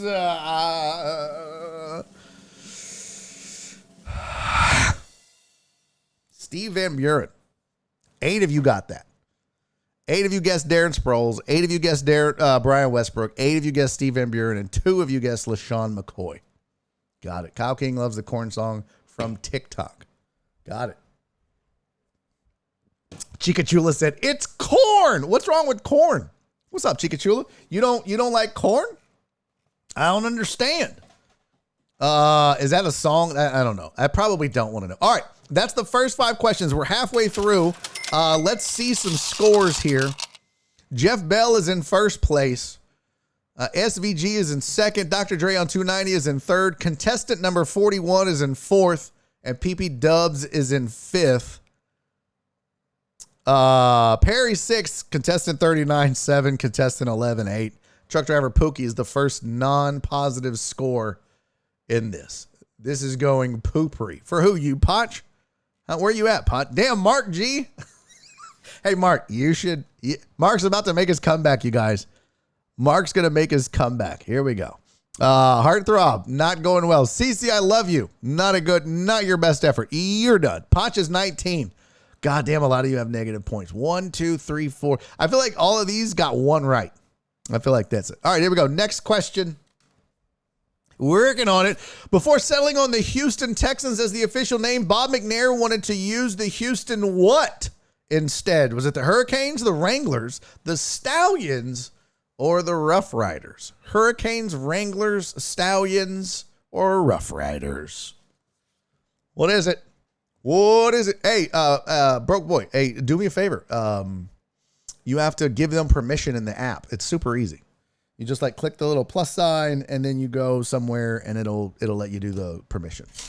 I'm contestant 41. Well, y'all better, if you win, you better get your screenshot shit ready because all you have to do is give the app permission to show your name. That's all they need. So, all right. For settling on the Houston Texans, boy, this better be, the numbers better turn significantly on this shit, okay? This is a whole ass Houston Texans chat. All of you sons of bitches live in this godforsaken city that I love so much. And you better know this. The answer is, it was before the Texans, it was going to be if Bob McNair had his way. The Stallions. Stupid. 7 of you guessed Stallions, 7 of you guessed Rough Riders, 6 Wranglers, and 4 Hurricanes. Way more failures than successes on this one. Yeah, thank God. I don't know. I think I might rather have Houston Stallions than Houston Texans. I don't know that I like the Texans moniker. All right, here we go. Next question. Nope, working on it. Which Texan quarterback had the longest tenure with the team? Was it Matt Schaub, Deshaun Watson, David Carr, or TJ Yates? Remember, they could have been backups and all that. So total tenure, who had the longest? Schaub, Watson, Carr, or Yates? And I like that the fact that you have to get the quicker you get these Wild Stallions air guitar. Nice. The quicker you get these, the more points you get, which is helpful as well. And the longer you wait and miss it, I guess you lose more points. All right, the answer, which Texan quarterback had the longest tenure with the team, is Steve-O. Thank you for the 3 bits, by the way. Matt Schaub. Good job, everybody. 17 of you got that right. 10 of you guessed David Carr, and I tricked one of you into picking TJ Yates by suggesting it could have been a backup also. So, Ivan, you missed that? I should have known that. Damn. You missed that, bro? Oh, the faster you get it wrong, the more you lose? Oh, so it's kind of a risk-reward thing. I like it. Kareem said Matt Schaub is Kirk Cousins 2-0. No. Matt Schaub wishes he was as good as Kirk Cousins. Wishes. All right. We have... What does this do? Got any feedback on QuizKit? Yeah, why do you make it so difficult for everybody to play? That's my feedback. All right, that was 7. 3 to go. Question number 8. Behan said, I thought I knew sports till trivia. Which Texan quarterback had their highest completion record their rookie season with the Texans? Was it Deshaun Watson, David Mills? That should be Davis Mills, obviously. David Carr or Case Keenum? I copied and pasted in my Watson, Mills, Carr, or Keenum, who had their highest completion record as a rookie. And the Luke, thank you for the follow, man. Appreciate you. Welcome in. Checks numbers. Who led the league in passing? It doesn't matter. Kirk Cousins, dude. Are you really going to argue with me, Kareem, that you think that Kirk Cousins is not you think Matt Schaub was a better quarterback than Kirk Cousins? That is preposterous, Kareem Majins, if that is your real name. Hey, what's up, Luke? Hey, thanks, man. That was your first chat, dude. That's dope. Thank you. Luke said, I saw your channel under the recommended channel section. Oh, nice. I guess blowing all the executives at Twitch paid off. It one new follower.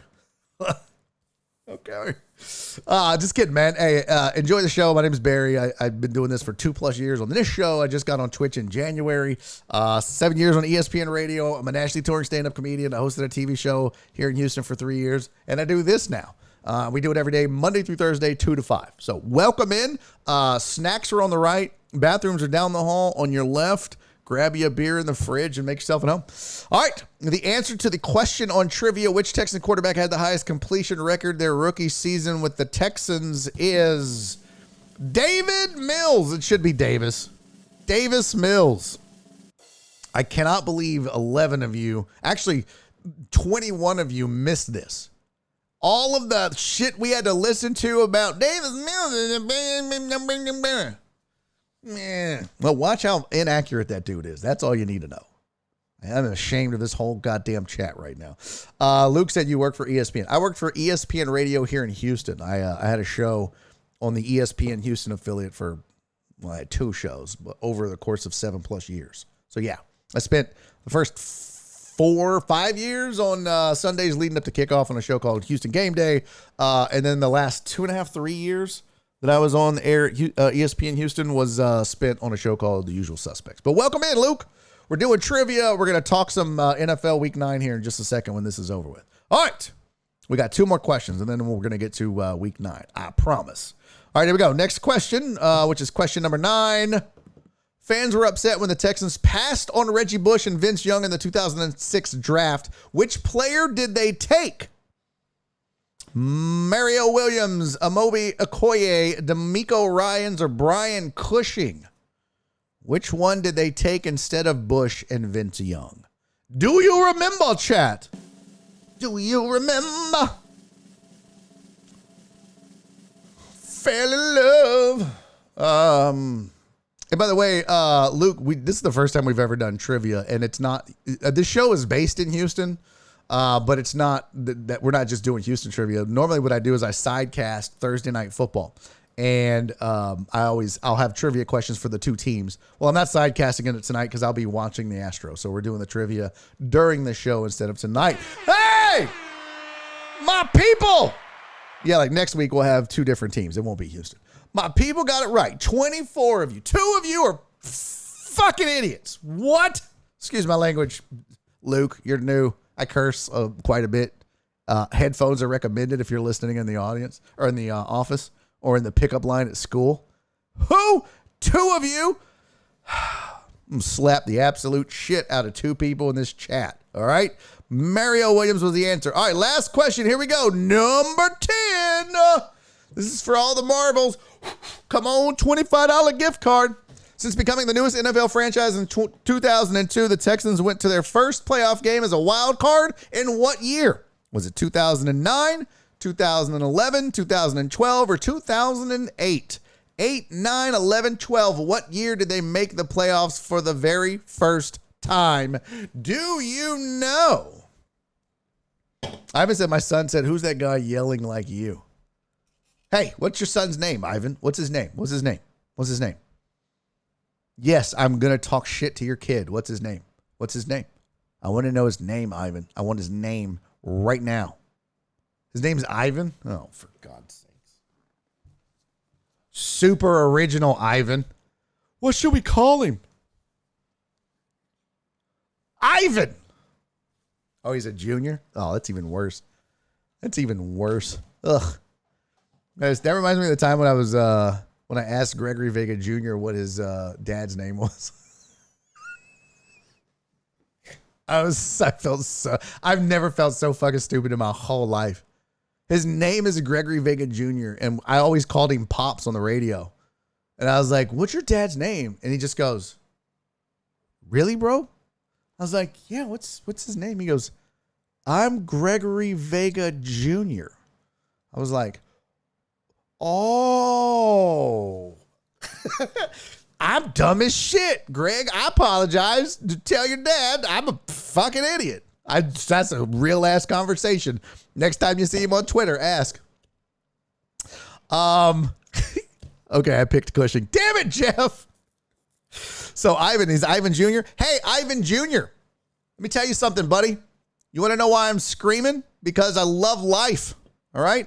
You know why I love life? Because my dad didn't make me take his name. He gave me an original name because he cares about uniqueness and me, and he loved me. And I'm going to tell you right now, Ivan Jr., I don't know if we can say the same about you. Yeah, I'm not so sure your dad loves you, buddy. I'm sorry you had to find out on Twitch from some fat white guy screaming it at you over a cell phone. But that's where we're at, Ivan Jr. You're not loved. All right. The answer to the final trivia question is...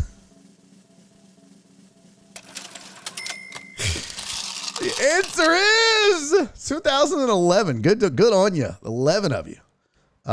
Since becoming the newest NFL franchise in 2002, Texans went to their first playoff game as a wild card in what year? 2011. Still a lot of misses for a team that is... most of the chat follows on a daily, weekly basis. Shit. You guys are dumb as shit. Whoops, sorry about this. There was an issue with our server. Are you shitting me? Did this thing just shit the bed? Is no one winning the $25? Did this thing just shit the bed? All right, here we go. Final results. And the winner of the $25 Amazon gift card is... oh, my God, PP Dubs. Let's go. Congratulations, PP Dubs. Dave in the building. Look at that, 74,000. You know what that means? Does that mean Dave is smarter than the rest of you dumbasses? No, it doesn't. Does that mean Dave knows more about sports than the rest of you dumbasses? No, it doesn't. Does that mean Dave knows more specifically about the Eagles and the Texans than you guys do? No, it doesn't. It just means Dave knows how to Google faster than you slow typing morons. That's all that means. Dave, homie, congrats, man. That's a big win. That's a big win. Your boy, I just took care of Christmas for you. Get the kids something nice, okay? All right, I got to put a sticky note on my monitor. Dave, do me a solid, buddy. I know I have something, but I'll need you to. I ranked at 26th. Oh, yeah, let's look at the final rankings. I'm going to put it on the I see that thing on the screen, but I want this thing I want my thing. Because I don't know how to scroll it all. Let's see here. Hold on. Chrome resize. I have a lot of Chrome windows open. That's not good. All right, here's the final results. PP Dubs was first. Ruin, what's up, homie? In the building. Ruin is in the building. He got second. I'm impressed. Heartthrob was third. Go Philip Bernard. A contestant number 45 that couldn't figure out how to give it permission for his name or her name was 4. Number 7 was 5. Chris Reyes was 6. Joel Hernandez was 8. SVG was 9. And contestant number 39 was 10. There's the rest of it. B. Hannon and Pookie and Perry and Titan Hugo, Total Dallas, and then Cisco, D-Mata. Who's the dumbest person in the chat? We're going to get there. Hang tight. D-Mata, Potch, Ivan, Donna, Dre, Mark, Jared, Jeff Bell, and...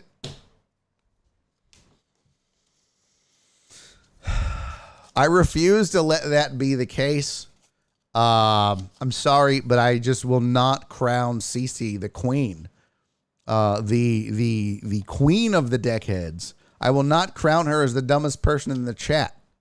What I think was she had a poor internet connection. And so we're going to let that slide. And instead, we're going to give the dumbest person in the chat to Jeff Bell. All right. Congratulations, Jeff. Idiot. Somebody do a well check on CC, please. Somebody. Jeff's like, what? Why am I? Yeah, good job on Brian Cushing. Fuck. I'm just messing with you, Jeff Bell. I'm just joshing you, buddy. Steve-O, my friend. Oh my God, Steve-O. Dude, I totally missed your 1,000 bits, my friend. What is happening to my face? I'm sorry. Homie, thank you for the 1,000 and the 440 bits. That is dope. You're the man. You're done. Thank you, homie. That's kind of you. This has been a crazy week of highs and lows. But that's awesome, man. Thank you so much, Steve-O, and everybody for your generosity today. I super appreciate it. Congratulations, PP Dubs. Here's what I need you to do. I need you to send me your email address. That's it. I'm not going to do a sticky note because I will use your email or private message, carrier pigeon, smoke signal, whatever, however you send it to me. I will. There's my email if you need it.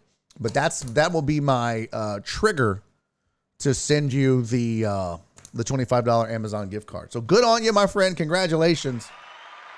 You're the man. And Jeff Bell is dumb. Not Cece. Jeff Bell.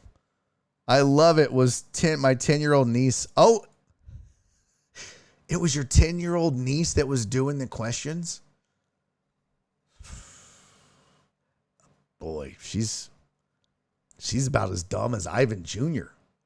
Maybe we should set them up to be a couple. I mean, we all know Ivan Jr.'s a dumbass.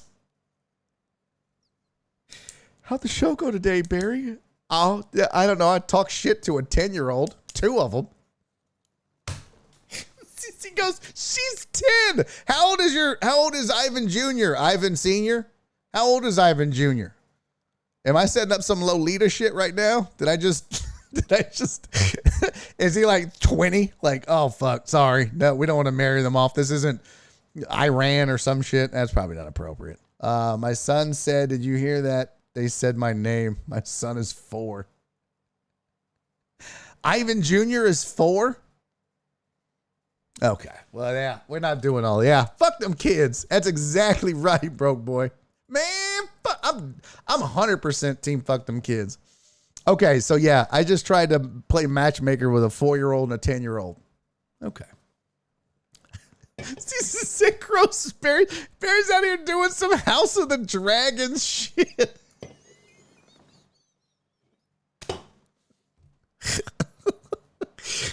Got to keep the bloodline pure. Got to keep the bloodline pure. Look, it's either that, CC, or we marry her off to some fat white guy showing his titties for bits on the internet. Which would you prefer? Huh? Choice A, she marries Ivan Jr. at 4 years old, keeping that good Latino bloodline pure, or she fucks around and ends up marrying a white dude who screams at people on Twitch 3 hours a day and shows titties for biddies. You pick. Oh my God. Clip it, BOD promoting underage marriage. Well, of course you would have to fucking ruin it, Flip, making it weird. Shit. All right, let's do a little NFL talk. I mean, that is why you guys are here, for my vast array of sports knowledge and information.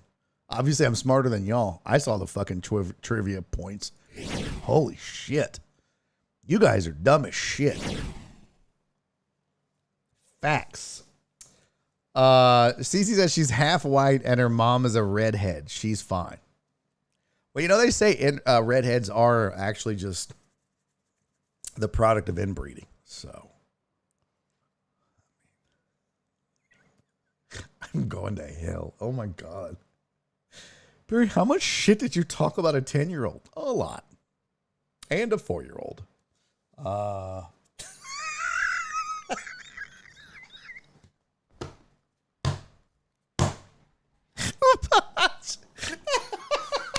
Y'all Punch, the redheaded intern, is like, hey, what the? I am not the product of inbreeding. I mean, that I know of. I'm adopted, so I guess. Oh,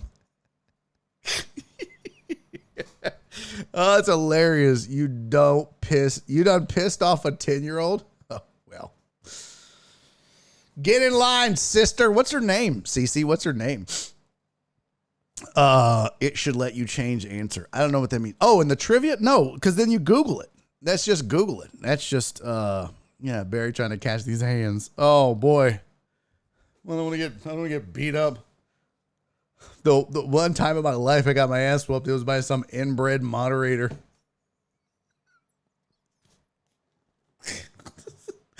I wanted to say that with a straight face, but I couldn't. Oh my God. Isabella. Oh, what a beautiful name. What a beautiful name, Isabella. Isabella and Ivan. That's got royalty. That's got a royalty sound to it. Isabella, when you're 24, he'll be 20. So you just hang in there, sister. We're going to keep you pure. This got so out of control. Yeah, Deanna's like, hey, sorry, kid. Shit's real out here in these Twitter streets. Shit is real in these Twitter streets. Damn, Perry's so far behind, he just hit us with the no time to Google. Bro, we talked about that an hour ago. All right, let's talk some NFL real quick. Let's just kind of look at Oh my God, I got to get rid of some of these. Close that and that and that. And what is this? We'll close. I can use that one. Because we haven't even looked at the Eliminator 5000. I will post it on the Patreon. So if you are one of those degenerates like Ivan, senior, not junior, he's just dumb. But if you're a degenerate like his dad, then I'll post the results of the Laminator 5000 online on the Discord, or on Patreon, excuse me, not the Discord, on Patreon. So you guys can see what the Laminator 5000 shows. In the meantime, let's take a real quick gander at the schedule for this week and see what's coming up week 9 of the NFL. It's got to be better than last week. Last week was awful as far as the schedule goes. Well, we know tonight it's Philly and Houston in Houston. No one's going to be watching that, at least not in those two cities, because that is a real definite who gives a shit game. So no one's going to give a shit about that game. But it will take place. It will still happen. What the hell's going on? Where'd my window go? Where'd my window go? I left after the trivia. I'm working, damn it. Oh, I see, Perry. Just give a bunch of dumb answers and run. I got it. Let's see. So Chargers at, sorry, I got a hangnail on my skin. Or I got skin hanging off. Chargers are at the Falcons. I would have told you a while back, but I tell you what, that Falcons team is impressive. So it won't be the worst game on the schedule, I'll tell you that. Dolphins at the Bears. Ooh, do I smell a bet between Philip Barnard and Mark G? Mark, I see you in the chat. Philip Barnard, I see you in the chat. You guys gonna get a little side bet going? Potch said Eagles by 1 million tonight. Book it. Book it. How much did Amazon pay again? Right? Boy, it just seems like every week it's a new reason why not to watch Thursday Night Football. All right, so Dolphins, Bears should be interesting. Chubb will be in the building playing for Miami. Carolina Panthers at the Cincinnati Bengals is... the Green Bay Packers at Detroit Lions. This had implications of being a shitty game because you assumed the Packers would be good and the Lions would be bad, but both of them suck. So that's a real who gives a shit. Also, the Colts at the New England Patriots. The Bills at the Jets is very intriguing. Zach Wilson is about to get murdered. It's a good thing his mom is hot. Everyone can see his hot mom at the funeral. But yeah, I feel like the Jets are winning in spite of Zach Wilson. So that's going to be interesting, but I think the Jets might get exposed in that one for sure. I think Buffalo probably going to walk all over them. Minnesota at the Washington Commanders. Vegas at Jacksonville in the nobody gives a shit bowl number 2 of the week. Seattle at Arizona is meh. Rams at Bucks. Wow. Hey, this could be the soup. Nope. This could be the NFC. Nope. This is 2 bad football teams in week 9. That's what this is. Now, if there were 2 teams that could turn it around right now, yes. But right now, they're bad. The Titans at the Chiefs actually has the makings of not a great matchup, but an intriguing one. Tennessee's not a fun football team to watch. I'm sorry, Titan Hugo. I know it's going to make you mad. But Tennessee, as far as watchability goes, the Tennessee Titans is not must-watch. The Chiefs, with or without Tyreek Hill, just because of Patrick Mahomes and Travis Kelce, are definitely must-watch football, right? The Bills are must-watch. The Dolphins have become must-watch. The Ravens are must-watch. The Eagles are must-watch. And Dallas, but we combine them with some shitty teams, and it's not. But Titans and Chiefs is going to be a good football game for different reasons, but I don't know about Tennessee. Going to time me out over a joke. What happened? What happened, Mina? You got timed out, Mina? What'd you do? Uh-oh. How'd you get timed out? Uh-oh. Who timed you out and why? I need to know. Was there an abuse of power? I need to set up a form on like the Barry on Deck website where you guys can file complaints for abuse of power, or on the Discord. Titan Hugo said the Titans own KC in the regular season. Is that true? You might be right. Mr. Rogers is more entertaining than the Titans. Yeah, you're definitely right. And this is good news, I guess. I kind of already made my mean joke about Evan Gaddis last night, so. CC, you timed him out. Did he say something about the Cowboys? Or did he make a weird joke about your niece? One, I would be a little disappointed in the abuse of power. The other one, not so much. I'll leave it up to you to figure out which one it is. All right, Titans at KC. Baltimore at New Orleans. Nope. I like how Mina fires back. That's nice. So, yeah, Baltimore at New Orleans. I still don't believe in that New Orleans defense. But Baltimore should get that dub and then finally get off my screen here. And why is is the final score thing still up on y'all's?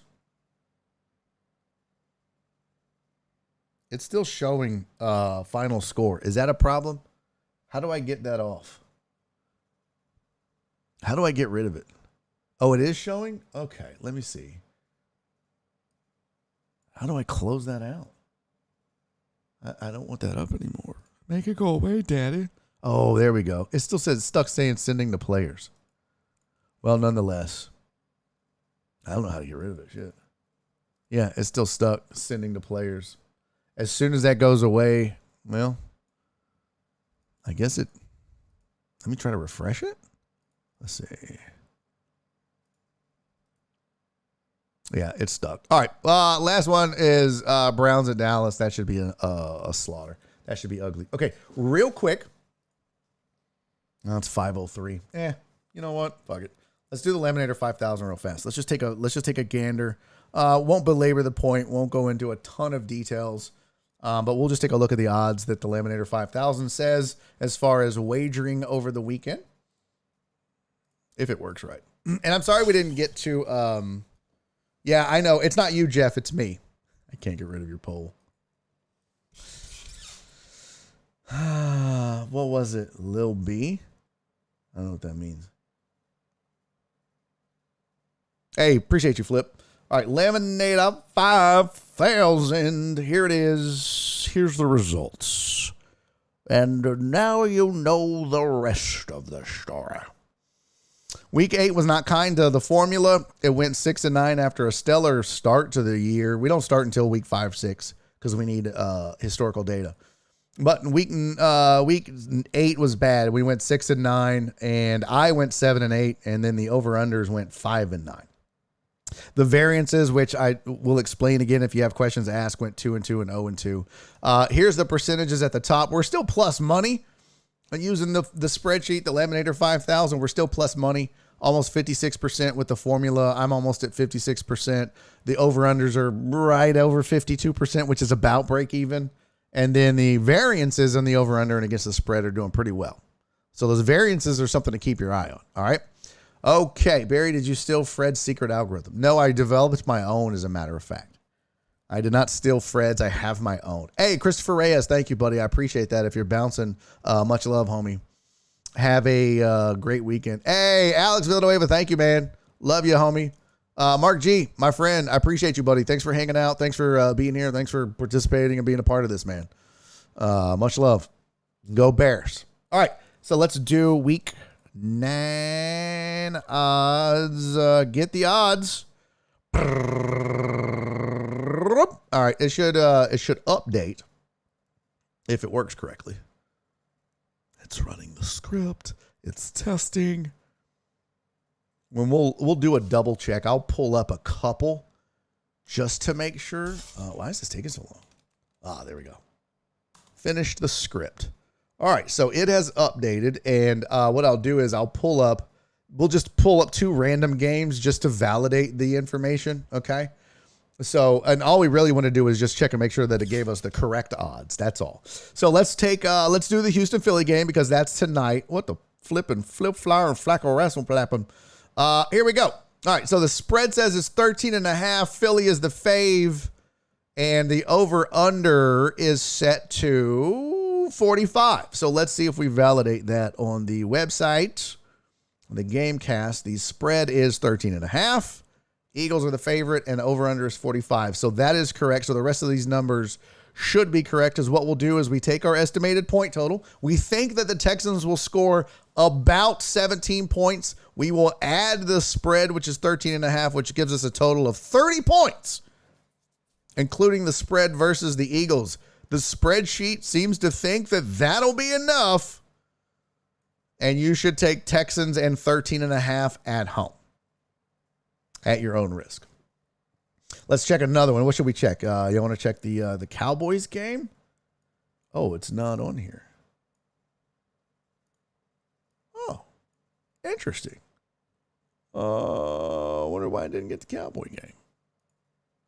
It got New Orleans and Baltimore. Yeah, Baltimore at New Orleans. Well, let's check that one then. I wonder why I didn't grab that. Oh, those odds might not be up yet. I don't know. Oh, no. Oh, those are the bye teams. I thought that was the Monday night game for some reason. I'm a dumb shit. I was running through the schedule. I was like, Cleveland's at Dallas. Those are the fucking bye teams. I am a dumb shit. Okay, I'm a dumb shit. Thank you.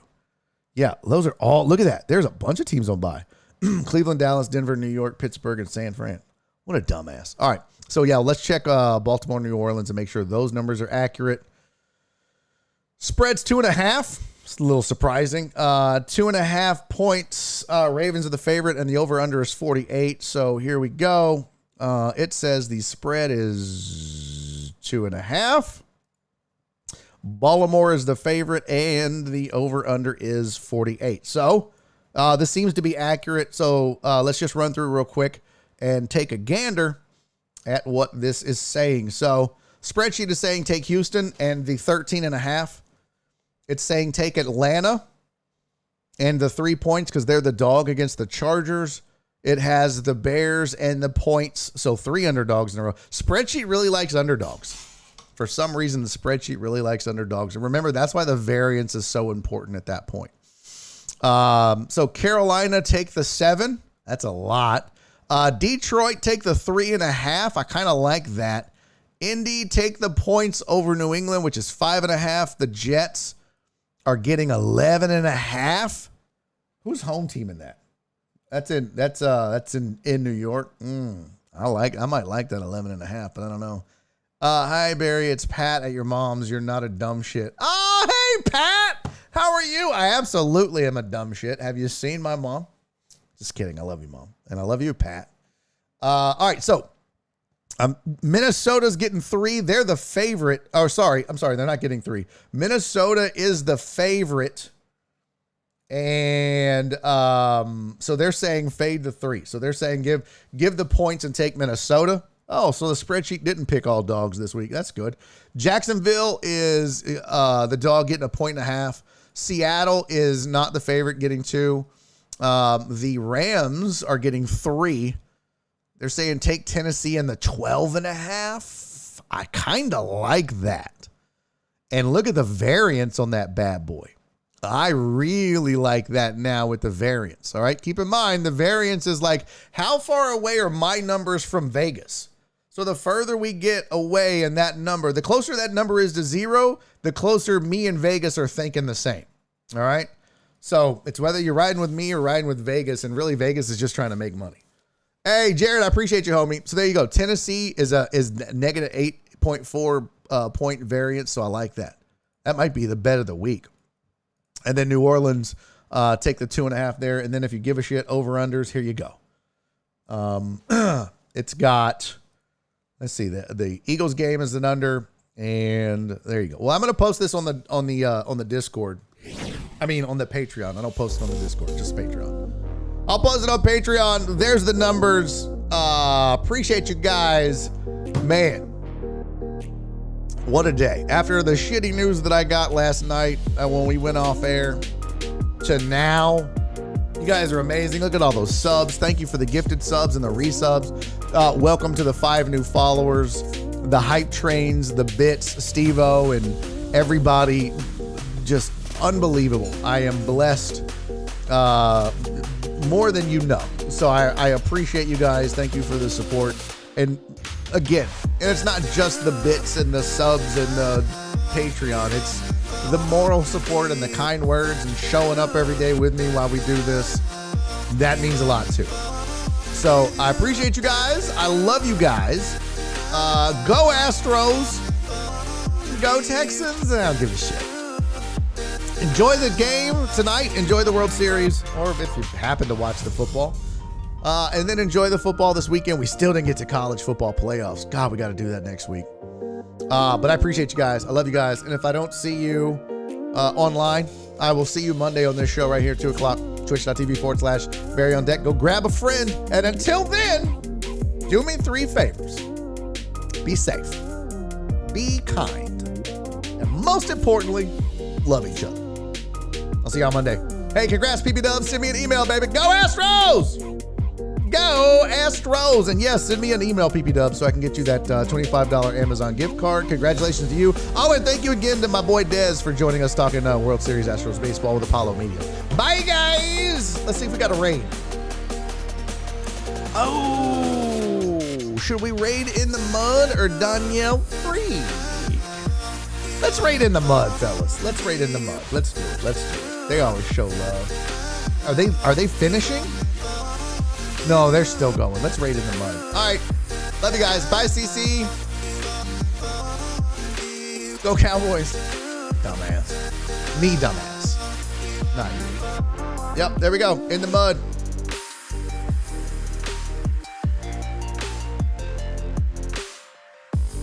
Say hi for me, guys. Bye. And he's making a YouTube video.